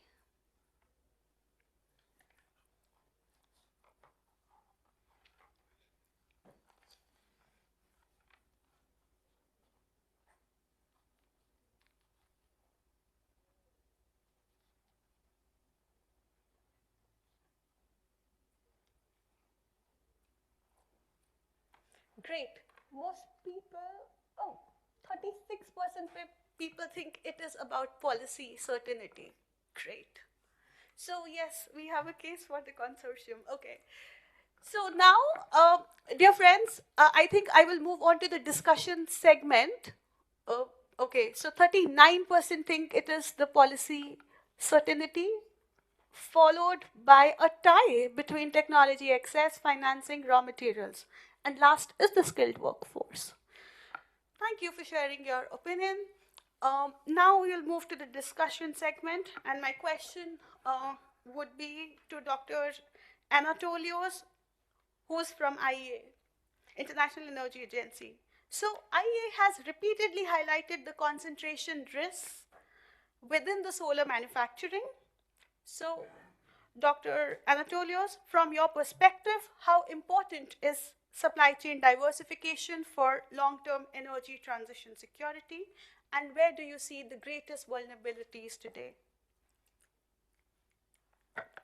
Thank you very much for the invitation. Thank you very much for letting me present here a little bit our findings that we've done, that we've collected at the IEA. As you know, one of our main goals is to track different energy sources, among others renewable energy. So my name is Vasilios Anatolitis Pelka from the Renewable Energy Division of the IEA. And there, as you might know, we track the deployment of renewable energies and provide forecasts and other types of deployment. And among others, it's not only the capacities that we track in the future, but also different other topics, among others, curtailment of renewables and related challenges, also the types of remuneration and policies driving those renewables, but also, of course, manufacturing capacities all around the world. And all of these you can find in our flagship publication, which is the Renewables Market Report. And I want to share some of those highlights and also the importance of manufacturing that you can actually find in there as well. So just to give you a little bit some data points on that, in 2025, solar PV has actually led the renewables growth for the 23rd consecutive year. So you see, solar PV is one of the major renewable energy technologies. 2025 has also been 12% higher than in 2024. And if we look at 2030, in total, we expect the world to add more than 4,600 gigawatts of renewables, which will actually double our current installed capacity, and we will add roughly the equivalent of the Chinese, European Union's, and Japanese total power generation capacity, just until 2030.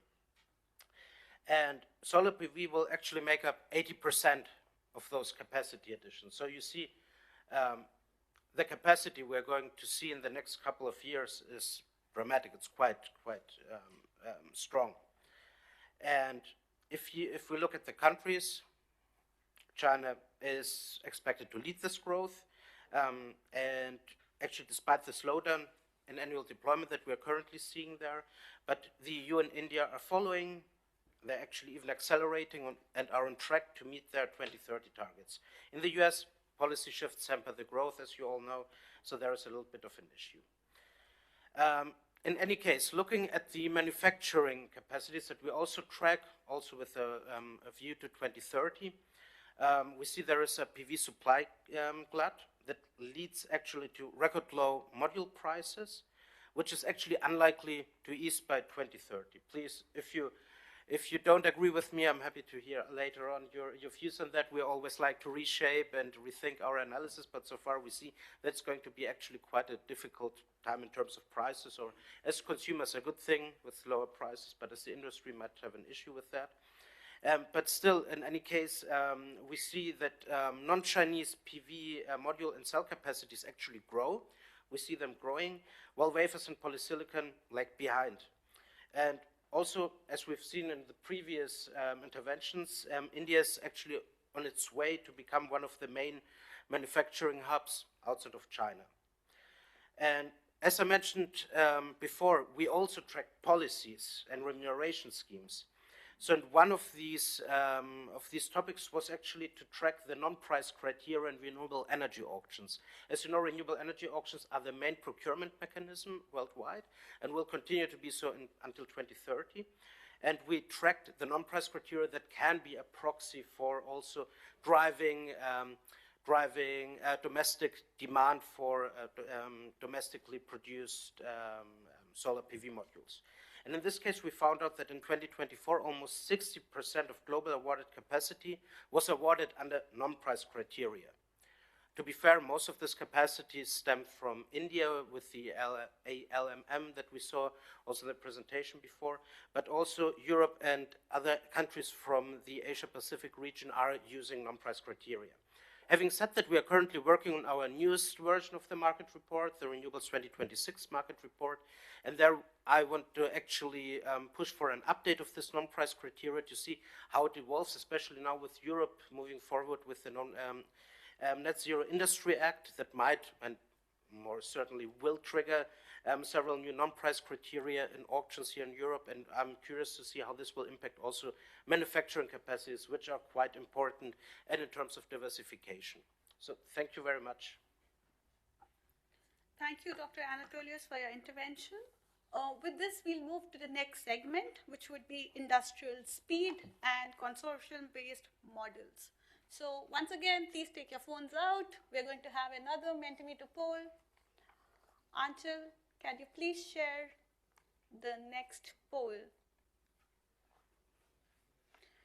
What is the biggest barrier preventing Europe from becoming a stronger industrial partner in emerging solar manufacturing markets? Fragmented industrial players, limited equipment financing, slow decision-making and execution, lack of market visibility, competition from subsidized suppliers. And the Mentimeter code once again is 83636265.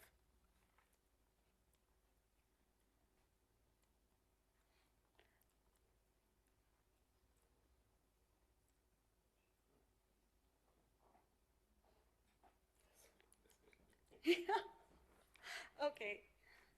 So the highest one that we can see is competition from subsidized suppliers, followed by slow decision-making and execution. Until it would be great if you can please slightly move your cursor. Yes. Thank you. So the highest one is competition from subsidized suppliers, followed by slow decision-making and execution. So thank you for sharing this. This resonates also with one of the strongest messages that we have received from both CEO Caucus and Intersolar discussion, with that the growing gap between European technological excellence and commercial execution speed is one of the things that we need to look at. So with this, I would like to move on to industry, and I would like to call upon Dr. Mehul Raval, who's from RCT Solutions. RCT has extensive experience supporting manufacturing projects globally. So, Dr. Raval, when countries approach Europe looking to establish manufacturing facilities, what are the biggest gaps they encounter?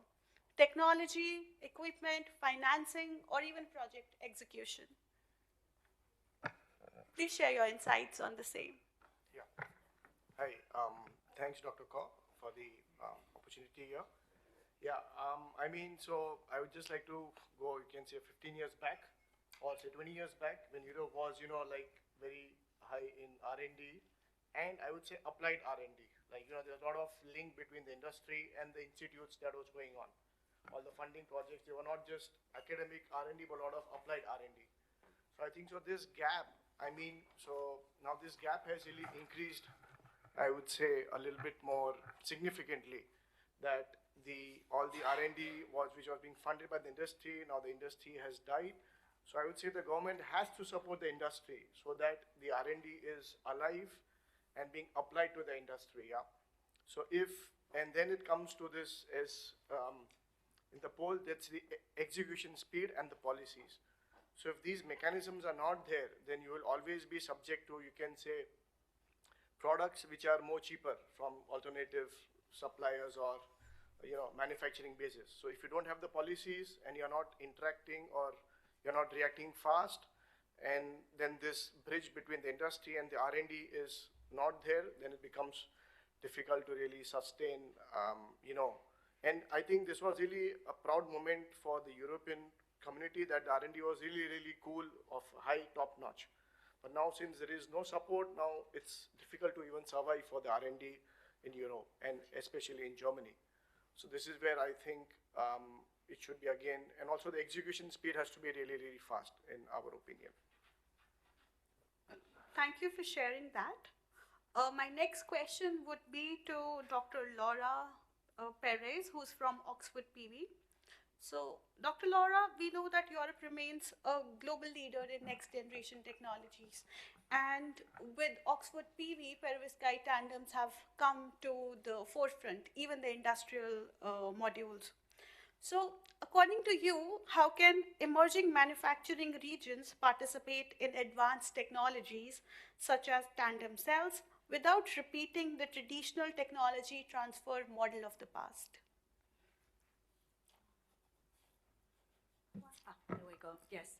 So, well, first of all, thank you for having me here. It's very good to participate in the discussion. Just to give a bit of more context into what we do. We are a company that has been developing and now commercializing the next generation solar. We have our R&D and headquarters in the UK and our factory in Germany, which this year is its 10th anniversary. So it's a huge milestone for a solar company in the EU. We have a mission which is making perovskite PV mainstream. So it's not just focusing in the EU, we believe this is the next generation solar and we want to make it mainstream.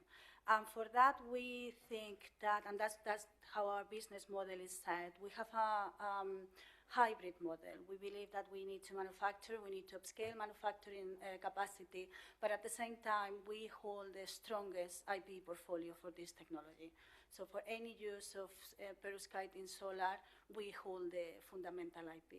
So what we are doing is working with strategic partners in strategic geographies to transfer this technology, either by pure patent licensing agreements, like we've done recently with Trina Solar and First Solar for different markets and different applications.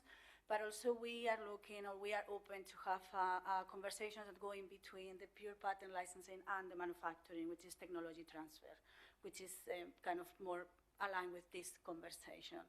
We think there is a space to bring this technology, to upscale it, to make it mainstream, and we think that technology transfers or technology collaborations is the pathway forward. Now, I want to highlight that that is a one-way direction. That doesn't build resilience everywhere. It's if we do technology transfer with specific geographies, it brings the technology to those geographies.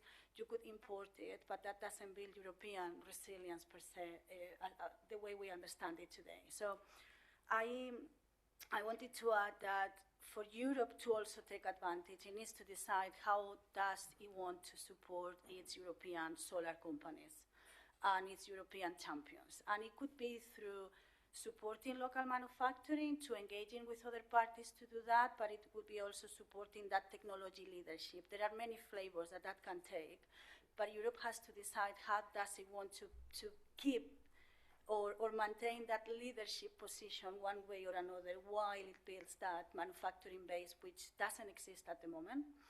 And the frameworks in place are positive, it's heading in the right direction, but it's going to take longer than we will wish to have a real impact in the existing companies. So I think there is space for everything. There is a win-win for everything. There are ways of doing technology transfer, technology agreements, and also Europe needs to think what is the role it wants to play on that and how it wants to protect their own industrial base. Thank you, Dr. Laura. With this, I would want to pivot my next question to Mr. Christophe Podevils, who is Secretary General of European Solar Manufacturing Council. My question for you is that you've heard from equipment manufacturers, you've also heard from emerging technologies, and we have seen that Europe is great in technologies, but then how do we shorten the pathway between European innovation and industrial deployment in ISA member countries? How does Manufacturing Council in Europe look at that? Yeah, thank you so much for having me here, for the invitation, and for allowing me to join your very interesting discussion. And I would also like to echo the results of the studies provided by the CR Secretariat, but also the study before is very much aligned with our views. The European Solar Manufacturing Council represents about 65 companies active in solar manufacturing in Europe, and this is really along the complete value chain. So I would say we have certainly a say in deployment and also in technology. And what we see currently is, let's say, competition of different objectives. So in Europe, there is the ambition to diversify supply from solar. There's also the ambition to regain production capacity in Europe. And there's the ambition to get solar at very low cost because of the energy transition. So, and what we are seeing is that while technology still exists in Europe, and in certain parts of the technology, Europe is really world leading, when it comes to manufacturing, we see a decline of projects, and we see cease of companies. Still, we have on a European, on the top level, the objective of diversifying, and I think there might be a chance in now for everybody.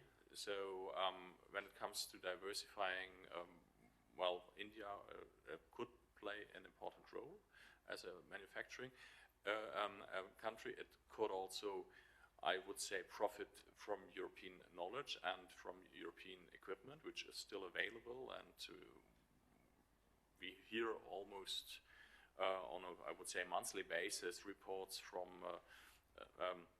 the dominant supplier of the equipment manufacturing that there are export restrictions, or that there are restricted, that there is restricted access to latest production technology, and I think that is something Europe can well support with, and at the same time to keep that knowledge in Europe and to also to further develop it, it would be very important to have also manufacturing in Europe itself.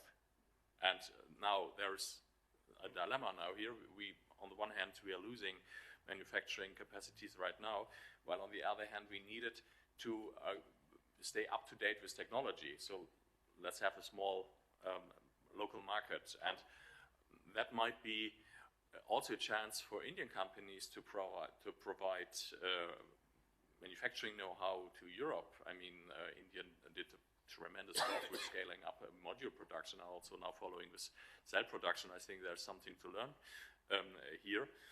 And with this partnership, I would say we can reach all the three of the objective. We can stay on top of the technological developments. We can diversify supply, and we can also compete of cost. Great. Thank you for sharing that. With this, I'll move to the next Mentimeter poll, because you've set a really good base for my next question, Christoph.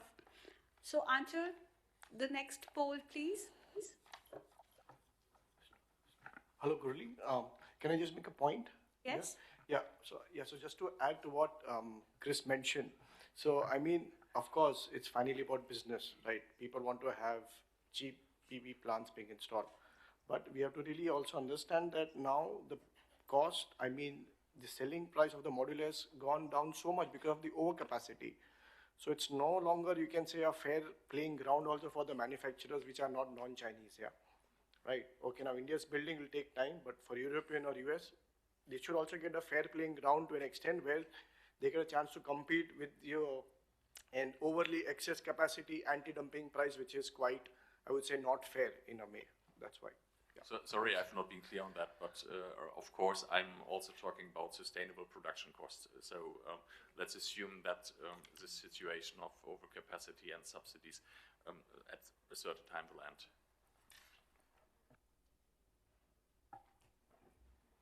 Okay. Thank you for sharing that. I think we definitely need a fair playing ground and sustainable costs on this. That being said, so in case, would you support the creation of a European solar manufacturing consortium for partnership with India and other ISA member countries? Okay. 46% strongly support and 38% support, and 3% are neutral, with 4% being do not support. So we'll go with the majority, and my next question would be for Mr. Gaetan Messon from Becquerel Institute, who has been working with ISA as partners on Resilient Solar Supply Chains report as well, and also past editions of CEO Caucus. So Mr. Gaetan, you know the entire conversation about the supply chains that have been happening, and we're talking about a consortium now. So if such a consortium were created, what would it actually look like for you? And I would also like other people in the room to also think about this and also share their opinion. That what would the consortium look like? What are the 3 essential ingredients of such a European consortium? Yes, over to you. That's quite a large question. I will start with a very short comment. I can give you options if you want. Yes. I will start with a short comment about what I've heard before. If we look a little bit at what has happened in the last 5 years, India and the USA have developed a PV industry almost from scratch.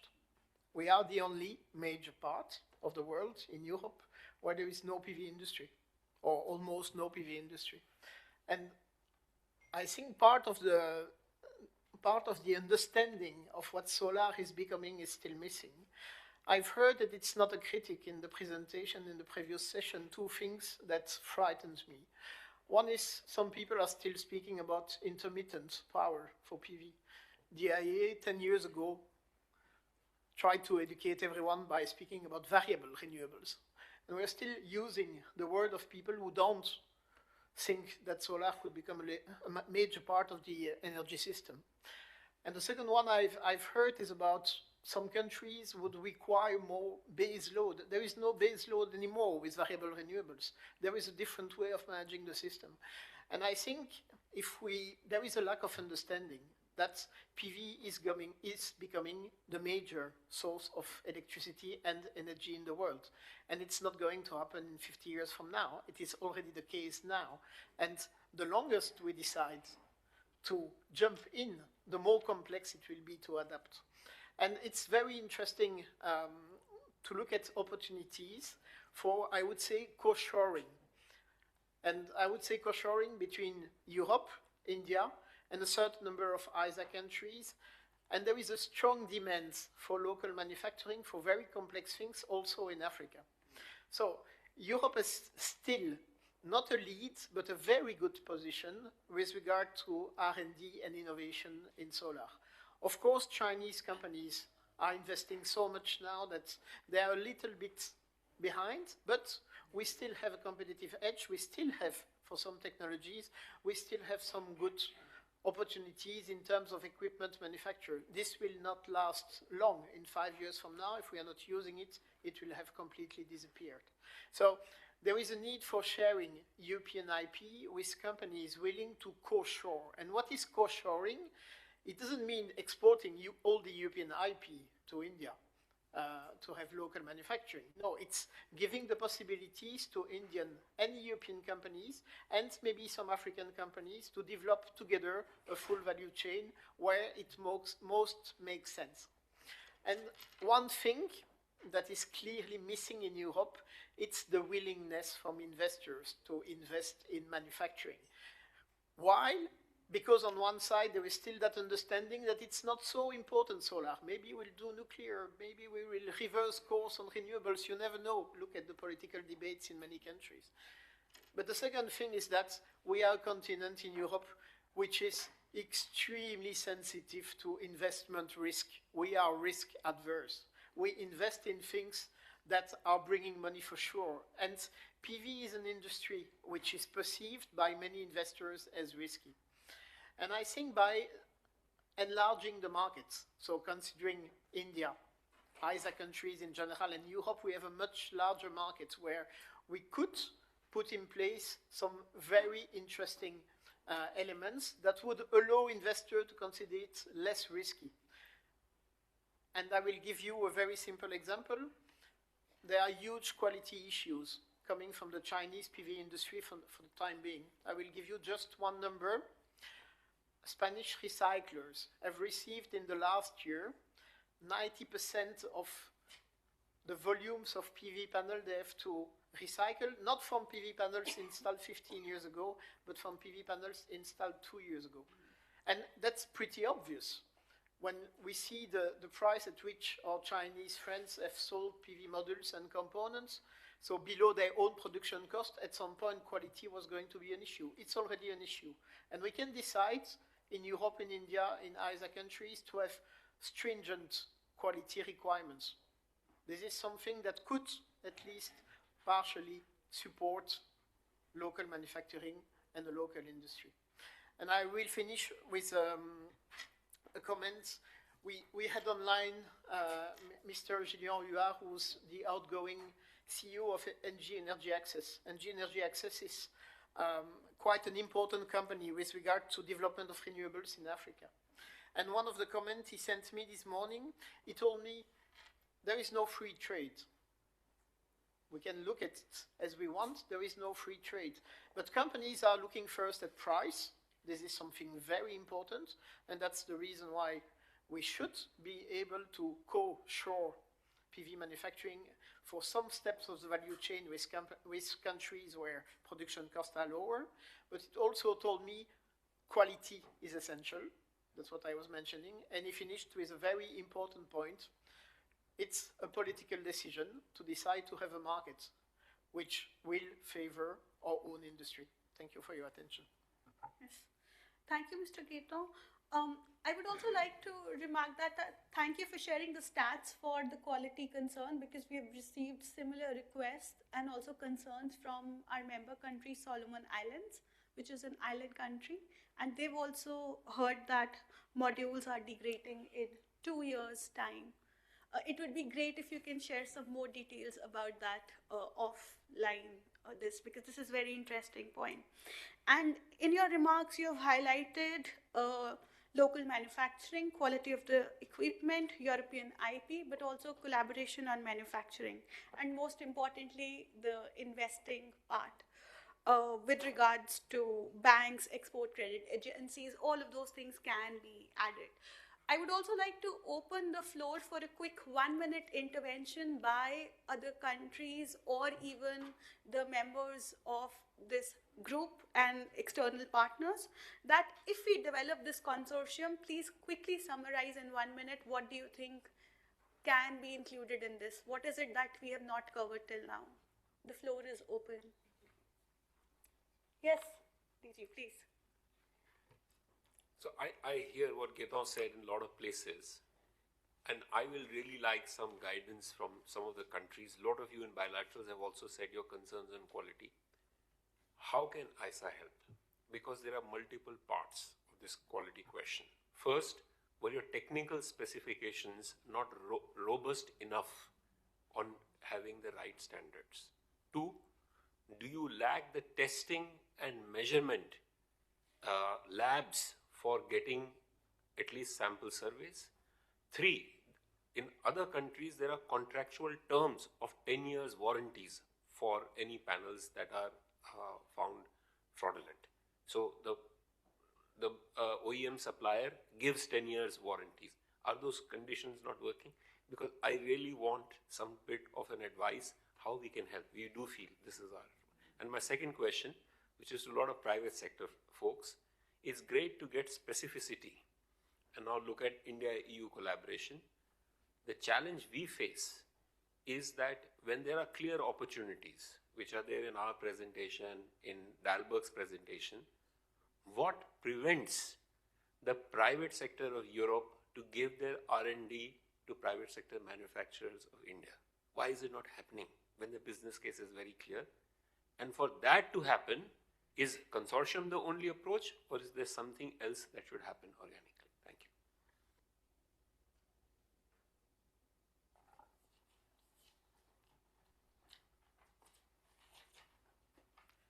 I may comment, Director General. There is a need for local production of PV everywhere, in India, in Africa, in Europe, and it's a political need. it will be very important in the coming years to show that for resilience reason, but also for economic reason, that we are able to produce part of what we are using in the energy transition. And it's not only for PV, it's not only for batteries, it's for all the sectors related to the energy transition. If we want to achieve something from an ISA perspective, we could start with quality requirements. Quality requirements are going very far. It's general quality, as I was mentioning, it's also environmental quality. It's CO2 emissions, it's recyclability, and there are plenty of things on which the European Commission has worked and is working for the time being, which could be a base. And I'm coming back to the comments that Mr. Huard was writing to me. He was saying there is no free trade. When it's important, we decide what we want to import and what we don't want. And the goal is not to close completely the door to Chinese imports. We need cheap imports to power the energy transition, but it's making sure that we can have an industry. And European Commission objectives are pretty clear. It's 40% of all components of the energy transition that should be sourced in Europe. It means 60% of the market can remain free. And I think this is also something that ISA could promote. We don't want to put the brakes at the energy transition, but we want to be sure that it will be politically and socially acceptable by developing manufacturing everywhere. And I will have a very small point. When we are saying co-shoring in India, in Africa, in Europe, or in other places, it doesn't mean that we need to have all the elements of the value chain everywhere. It might make a lot of sense to have polysilicon production in one place, to have wafers in the other one, to have a different technology here, different technology there, but to have companies being involved in all three locations. And that's something definitively that we can promote.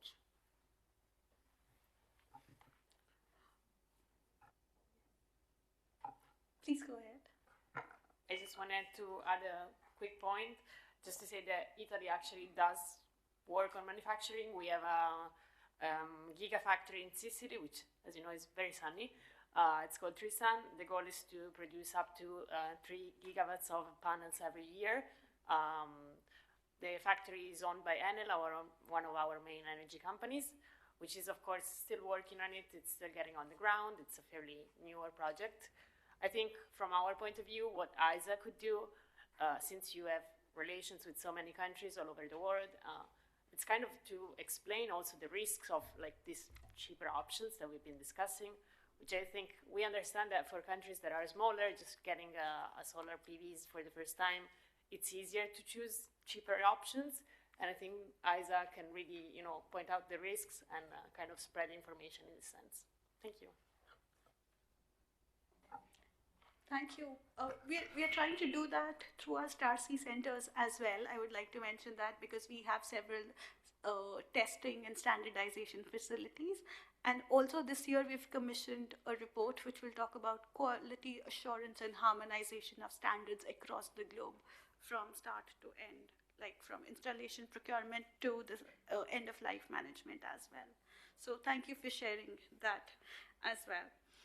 So because we've been talking about quality assurance, we've been talking about technology, I would also like to put this question out to everyone that how can Europe protect innovation that they are doing while simultaneously enabling industrial scale up in partner countries?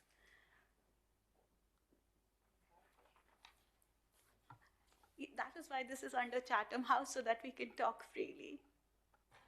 Can I, yes, I would like to comment on this one. The landscape on IP is changing in solar. So if you think about the last decades, there wasn't that many innovations that were protected. It was improvements of existing solar silicon products.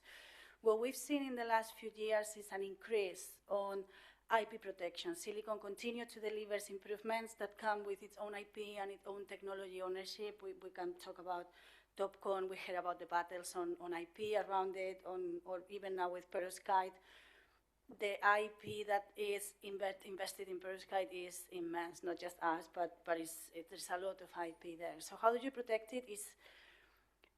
It comes to how do you partner with different countries, different companies, different geographies. There's not a one way. What we've seen is, and our own experiences, for example, China, which historically might not have been that kind of aware of IP, the fact that with new technologies they are now either licensing or engaging into either protecting or fighting existing IP means that there is a change in mindset. So it means that in general and globally there is a higher respect for IP. So what we have to do is decide how do we want to use the IP that exists there and how we can have agreements that protect that.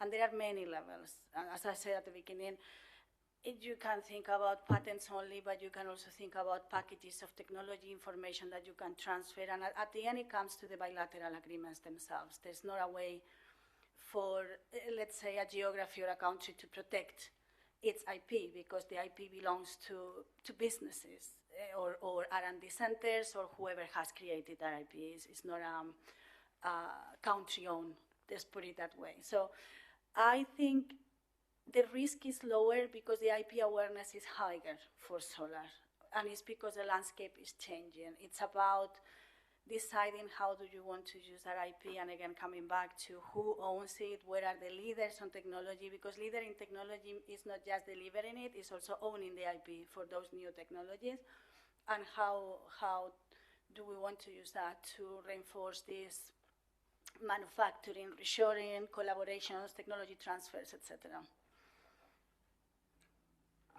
Thank you so much for sharing that. And I would also like to get a pulse of the room on this. So Anchal, can we have our next question online? In the meantime, if any other... You're making sure all of us work for our lunch. Yes. That's good. I've been a teacher in my past life. I make sure all students work hard. Yes, so the next question that we have is, what is the most effective model for Europe-ISA technology collaboration? And I would also open the floor for interventions from other colleagues on this as well. Because Dr. Laura has made, yes, please. Please share your name and the country. Yes, my name is Lena Hasla. I'm from the Norwegian delegation. Just an observation, rather. We're having this discussion here in the European context, but it strikes me that it's crucial that this discussion and the outcome, not the least, in terms of the quality issues, all the investments are taking place, for example, under Mission, or is about to take place under Mission 300 and other initiatives in developing markets and in Africa in particular. Of course, quality is something we all need.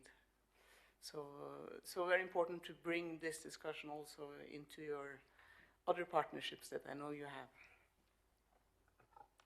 Thank you. Well noted. More interventions? Yes? Okay, we have results of our poll, and 52% of people in this room think that co-development and R&D partnerships is the way to go ahead, followed by joint ventures. Great. Thank you for sharing that. And with this, I will move on to one of the final polls, which would be, what should be, Anjal, can we move to the next question? Yes. What should be the first priority of ISA Europe Working Group on solar supply chain diversification? Because we're discussing so much about it, the idea here is that we reconvene, develop this group, and we move forward to developing a consortium approach, as I mentioned in the presentation. Because more than 40% of you agreed that we should move ahead with that approach. So the options are European Turnkey Consortium, Financing and Export Credit Platform, Technology and Innovation Partnerships, Workforce Development Initiative. Very interesting. So 54% people in the room think about technology and innovation partnerships. So I would like to open the floor if anyone would like to share their thoughts on this. What kind of technology and innovation partnerships you're talking about? Yes, please. Go ahead. Vladislav Kaim, Mission of the Republic of Moldova to the EU. In terms of the formats of the technology and innovation partnerships, one bottleneck that we, for example, in our experience as candidate country to the EU sometimes experience is on the legal and regulatory side. And in that regard, we already launched a mechanism that is unique in the region. It's the regulatory sandbox, the innovation sandbox for the energy sector, where the approved projects can test their innovations in derogation from the existing regulatory framework for up to 7 years. And that could be the format that we could potentially explore when it comes to the partnerships that need to answer to the modern challenges that evolve sometimes faster than the regulatory framework is. Thank you.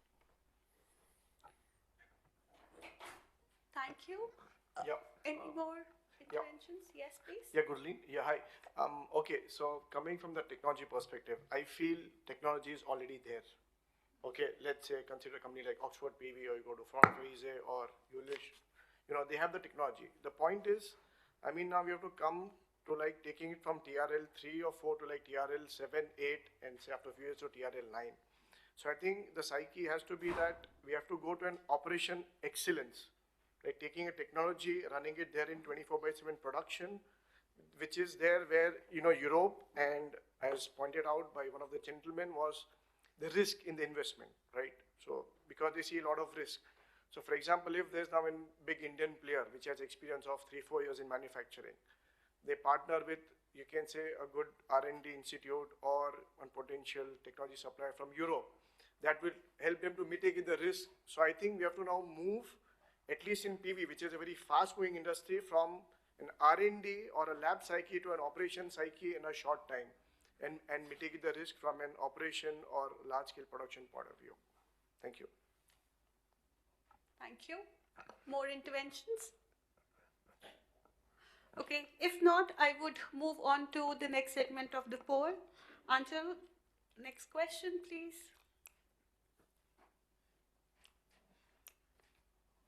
And dear friends, this would be the last poll. So please take out your phones and answer this question. So you will have to type on this. What should be the first focus area of a Europe-India consortium?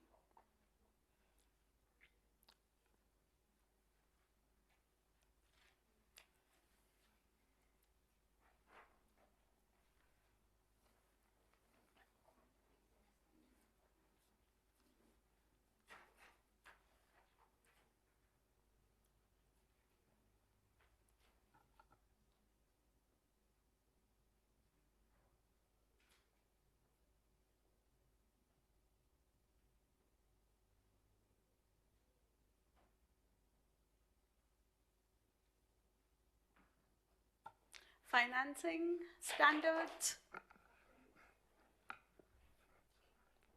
research. Very interesting. Because we just heard that we have enough research and we need to commercialize it now. Still, a lot of you think that we need more research on this. Also financing. Standards, quality standards. Any more responses? I'm going to go on till we hit 30. So please take your phones out. Price and delivery speed.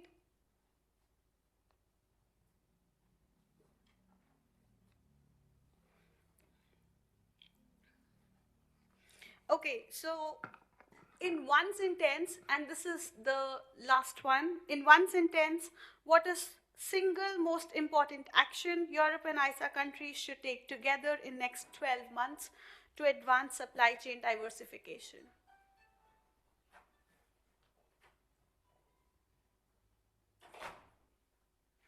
Anyone?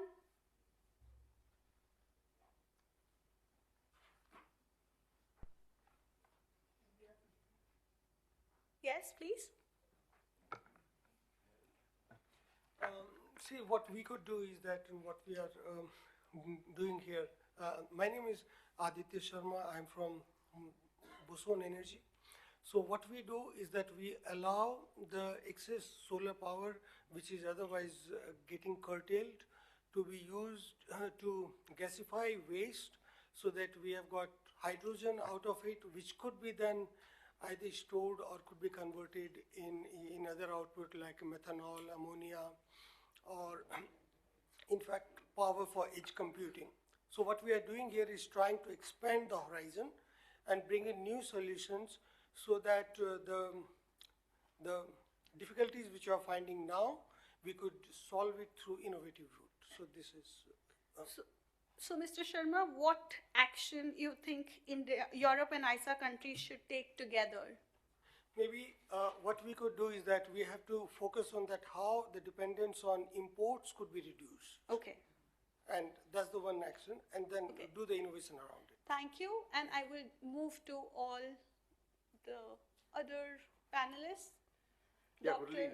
So I think what should be done is setting up, like model factories. So let's say in some countries you go and set up model factories, which will be like a base that will give for the open community of the ISA members. Okay, then they can access it, they can run the production, get good operation experience, and then after it's stabilized, then they could like replicate in other countries, so that they get the experience, the know-how, so that it's like not an R&D center, but like an operation center for the manufacturing of like the respective components like cells, wafers, or even I would say silver paste, diamond wire, the encapsulant, so like that. So I would say model factory setting up, I would say. Thank you. Yeah.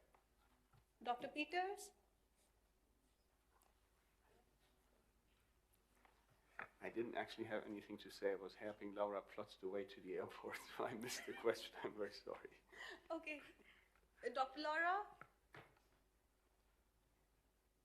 Your parting thoughts? What Yes, we should sorry. do next 12 months? I need to apologize, but I have to go now. Okay. Thank you for the Sure. invitation. Thank you. Mr. Mason?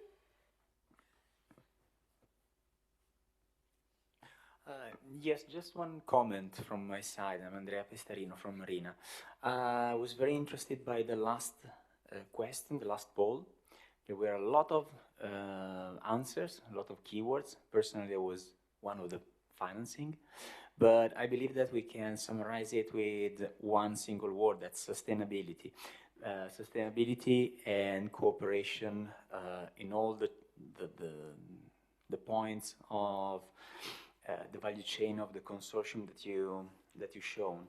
The idea is that actually, if we make the system sustainable, we can make it sustainable not only from an environmental perspective, but also from financing perspective.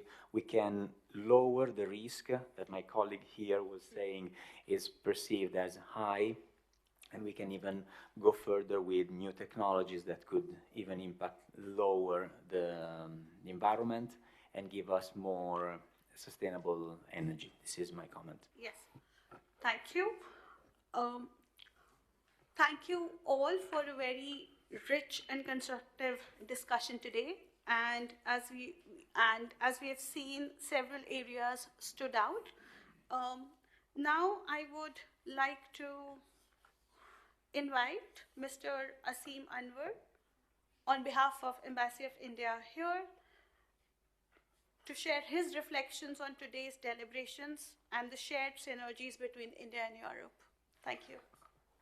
Thank you, Dr. Kaur. I also thank the chair and the DG and, of course, the ISA Secretariat for including this critical topic in the agenda and for framing supply chain diversification not just as a policy aspiration, but as a development imperative with full industry participation.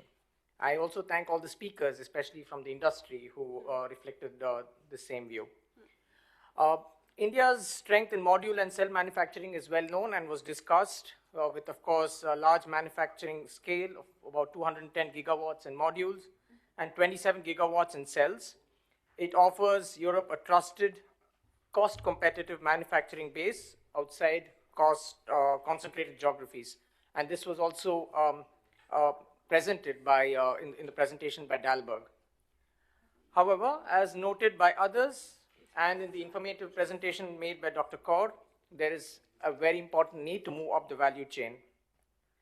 India has identified the upstream segment, polysilicon, ingots, wafers, and cells, as the next frontier of its solar manufacturing push, given that current capacity additions have mainly been in the downstream segment thus far. As was mentioned in some of the presentations, India's production linked incentive, PLI scheme, for high efficiency solar PV modules and associated incentive frameworks have been extended to cover ingot wafer and polysilicon stages, with several large-scale polysilicon wafer projects now under development by Indian industrial groups. On the research side as well, Indian institutions such as the IITs are working on next-generation technologies, along with research on equipment design to reduce dependence on imported manufacturing equipment, which remains a major bottleneck today. Now, this creates a natural opening for India-EU collaboration, and as was mentioned in the remarks made by His Excellency the Ambassador this morning, India and Europe are natural partners in this area. Europe's strength in equipment, wafer ingot technology, and standards, paired with India's deployment scale and manufacturing capacity, provide natural complementarities. Under India-EU Trade and Technology Council, there is, of course, a dedicated working group on clean and green technologies in which further discussion on solar supply chain resilience is very logical. I would like to also share that we are also discussing India's association to EU's Horizon Europe program, which will further cement our research and innovation cooperation.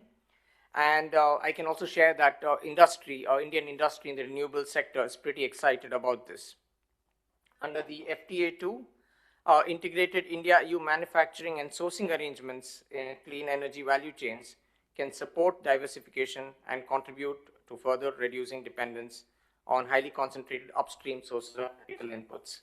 And as a parting remark, I think the consortium approach is something that requires further deliberation, and I think under the larger India-EU framework, together with ISA, I think this is something that can be definitely taken forward. Thank you. Thank you so much, Mr. Asim. And finally, to outline our tangible next steps, including the exploration of Europe-ISA working group on solar supply chain diversification, I would like to invite DG ISA to present the way forward.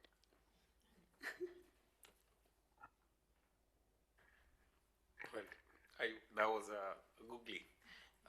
I think it's very difficult to give a way forward on this. In fact, JF and I were discussing that there are so many layers of this question that it's not that easy to come with a clear way forward. I would say, compared to last year, we had a session. Gaetan was involved very closely in that year, and now I see a huge clarity. Clarity in terms of more specificity. I always believe as specific as you can for an opportunity, you'll have a better chance of something more concrete. As I see the technology consortium picking up maybe one or two areas on innovation, and that I thought was a little bit probably how everyone viewed the question differently, while more people spoke about technology innovation, because new technologies are a separate domain on innovation, and solar PV is a lot more about European technology consortium. Those are the two things that we must deliberate further. The second is use existing momentum that is coming from especially India-EU FTA and the TTC. Those will be the formal government mechanisms to actually push some of these agendas forward. And the third element is on us to definitely look at the question of quality and standards more holistically. That is, I think, on us to make sure that whether it is Europe, whether it is Mission 300, there is a clear aspects of quality, both in terms of technical standards, then as I mentioned about testing and design, and then making sure contracts have stringent penalty clauses in case of low quality. So those are, I think, the 3 or 4 things that we should take forward. I will say the main challenge on this is private sector of Europe, especially the R&D labs, will have to get into private sector manufacturers of India. And the challenge there is, what is it that you want governments and us to do will have to be defined by private sector. For far too long, I sit in meetings where the opportunities are discussed, but then we keep on discussing those opportunities without actually looking at joint venture possibilities in total.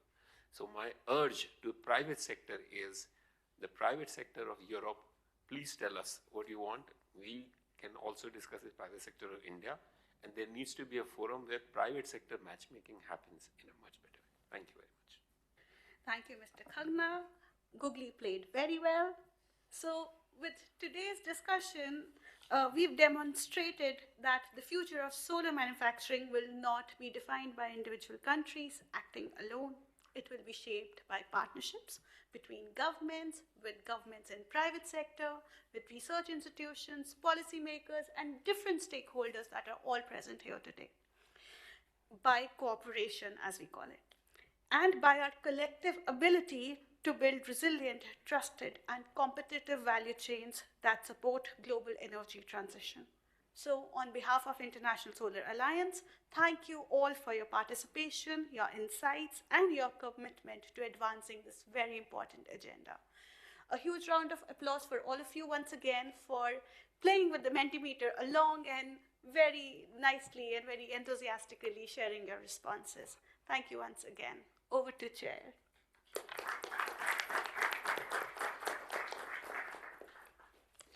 Thank you so much. Now we shall proceed with the next agenda item on preparation of the 8th meeting of the ISA Regional Committee for Europe and the other regions. It is proposed that the meeting be held in the sidelines of the European Sustainability Energy Week, allowing ISA to align its regional deliberations with wider discussions in Europe. I now leave the floor to the members for comments and insights. Thank you.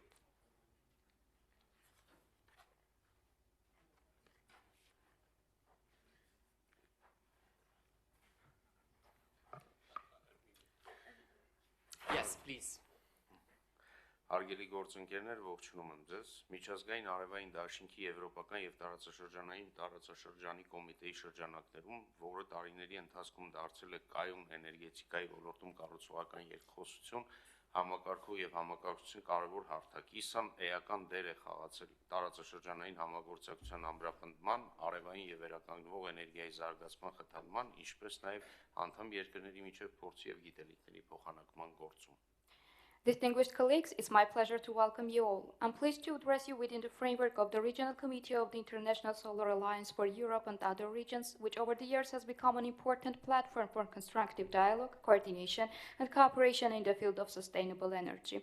The International Solar Alliance has played a significant role in strengthening the regional cooperation, promoting the development of solar and renewable energy, and facilitating the exchange of knowledge, expertise, and best practices among member countries. The 7th meeting of the ISA Regional Committee reflects our continued shared commitment to jointly addressing existing challenges and accelerating the global energy transition. The ISA provides a unique platform for policy alignment, investment mobilization, and the scaling up of renewable energy solutions. Թույլ տվեք համառոտ ներկայացնել Հայաստանի էներգետիկ ոլորտում վերջին տարիների զարգացումը ԻՍԱ առաջնահերթությունների համատեքստում։ Վերականգնվող էներգիայի էներգոարդյունավետության եւ էներգախնայողությունը Հայաստանի էներգետիկ քաղաքականության հիմնական ուղղություններից են։ ՄԱԿ-ի 2030 թվականի օրակարգին եւ Փարիզյան համագործակցության համապատասխան Հայաստանը շարունակում է կատարելագործել իր կարգավորող եւ ներդրումային միջավայրը լիարժեքորեն իրականացնել վերականգնվող էներգիայի ներուժը։ Այս գործընթացում ԻՍԱ-ի շրջանակներում համագործակցությունը լրացնում է ամրապնդում է մեր երկրի ազգային ջանքերը նպաստելով տարածաշրջանային փորձի փոխանակման ու տեխնիկական համագործակցությունը արևային էներգիայի զարգացման ոլորտում։ Allow me to briefly present the latest developments in Armenia's energy sector within the context of ISA's priorities. Renewable energy, energy efficiency, and energy conservation are among the key pillars of Armenia's energy policy. In line with the United Nations 2030 Agenda for Sustainable Development and the Paris Agreement, Armenia continues to improve its regulatory and investment framework in order to fully unlock its renewable energy potential. In this regard, cooperation with the ISA framework complements and strengthens our national efforts by promoting regional knowledge sharing sharing and technical collaboration in the development of solar energy. In 2021, the Republic of Armenia adopted its energy sector development strategic program through 2040, which sets out a long-term vision for a modern, resilient, and sustainable energy system. The strategy is aligned with international initiatives and aims to expand solar power capacity, deploy energy storage systems, and enhance grid flexibility. Հայաստանը նախատեսում է մինչև 2030 թվականը զարգացնել շուրջ 1000 մեգավատ արևային ֆոտովոլտային հզորություն, իսկ մինչև 2040 թվականն իրականացնել հավելյալ խոշորածավալ արևային եւ հողմային ծրագրերն ապահովելով մինչև 2000 մեգավատ ընդհանուր արևային հզորությունների եւ հողմային հզորություններ։ Այս նպատակները համահունչ են ԻՍԱ-ի կողմից խրախուսվող վերականգնվող էներգիայի լայնածավալ զարգացման օրակարգին։ Armenia plans to develop approximately 1,000 megawatt of solar photovoltaic capacity by 2030 and to implement additional large-scale solar and wind projects by 2040, ensuring at least 2,000 megawatt of combined solar and wind generation capacity. These objectives are fully aligned with the ISA's agenda for accelerating the large-scale deployment of renewable energy. Armenia has already achieved significant progress. As of 2025, more than 50,000 autonomous electricity producers are operating across the country. The rapid growth of solar energy demonstrates the effectiveness of the reforms undertaken and highlights the importance of continued cooperation with international partners in advancing decentralized renewable energy systems. Մասրիկ մեկ արևային էլեկտրակայանի շահագործման հանձնումը, որը Հայաստանի առաջին արդյունաբերական մասշտաբային արևային կայանն է, կարևոր համակարգ էր մեր էներգետիկ անցման ճանապարհին եւ արտացոլում էր տարածաշրջանային արևային էներգիայի լայնածավալ զարգացման միտումները։ Մասնավորապես Հայաստանի կողմից նախատեսվող 1200 մեգավատ հզորությամբ էներգետիկայի համակարգի զարգացումը կարևոր դեր կունենա էլեկտրացանցերի հուսալիության ապահովման եւ վերականգնվող էներգիայի ինտեգրման գործընթացում։ Այս ուղղություններով լրացուցիչ խթան է ստացել համաշխարհային բանկի աջակցությամբ իրականացվող Հայաստանի էներգետիկ կուտակման ծրագրերի շրջանակներում։ The commissioning of the Masrik 1 solar power plant, Armenia's first utility-scale solar facility, represents an important milestone in our energy transition and reflects the broader regional trend toward large-scale solar energy deployment. At the same time, Armenia is actively exploring opportunities for the development of wind energy, green hydrogen, and advanced energy storage technologies. These areas are increasingly recognized as essential components of a sustainable, resilient, and low-carbon energy system. In particular, the planned development of the 1,200 megawatt of energy storage capacity will play a crucial role in ensuring grid reliability and facilitating the integration of renewable energy sources. Additional momentum has been provided through the Armenia Energy Storage Program supported by the World Bank. Following the adoption of legislation on battery energy storage systems in 2025, Armenia is preparing to move into implementation phase of these initiatives.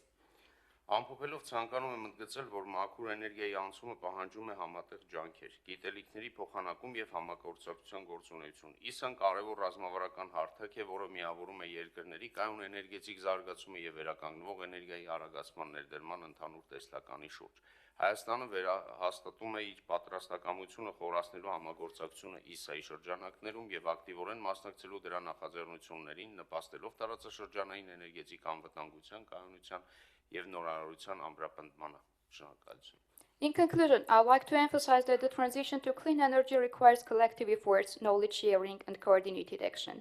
The ESA serves as an important strategic platform that brings countries together around a common vision of sustainable energy development and the accelerated deployment of renewable energy.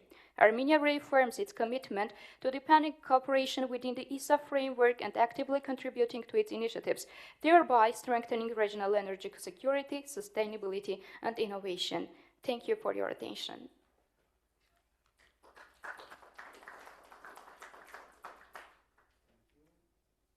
Thank you. I request the Secretariat to take note of Armenia's comments regarding the preparation for the 8th meeting of the ISA Regional Committee for Europe and the others region. I understand there are no comments, so the Secretariat will communicate the dates and venue of next year's meeting.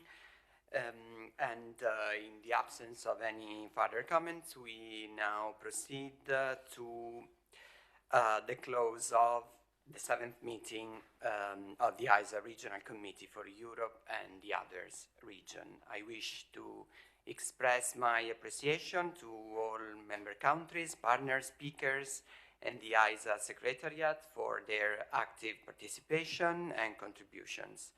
Our discussions today have reflected both the urgency of the global energy transition and the growing relevance of ISA as a platform for cooperation. We have had the opportunity to review ISA's work plan for 2026 and its future plans. We also had a useful discussion on the proposed establishment of an ISA office in Europe. The fireside chat on electrification reinforced the need to advance energy security and climate action. Similarly, the CEO caucus on diversified and resilient solar value chains highlighted the need for stronger international cooperation and industrial coordination. I take this opportunity to invite you all to attend the discussion this afternoon and tomorrow morning. Let me conclude by reaffirming our shared commitment to advancing solar energy as a driver of resilience, prosperity, and sustainable development. I thank you all once again, and I formally close the meeting. Thank you.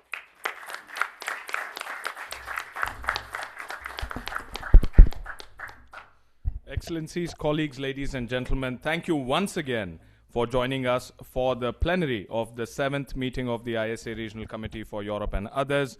Many, many thanks to the Republic of Italy for being a fantastic chair and the Vice President of the Europe and others region. I think it demands another round of applause. Thank you so much, Chair.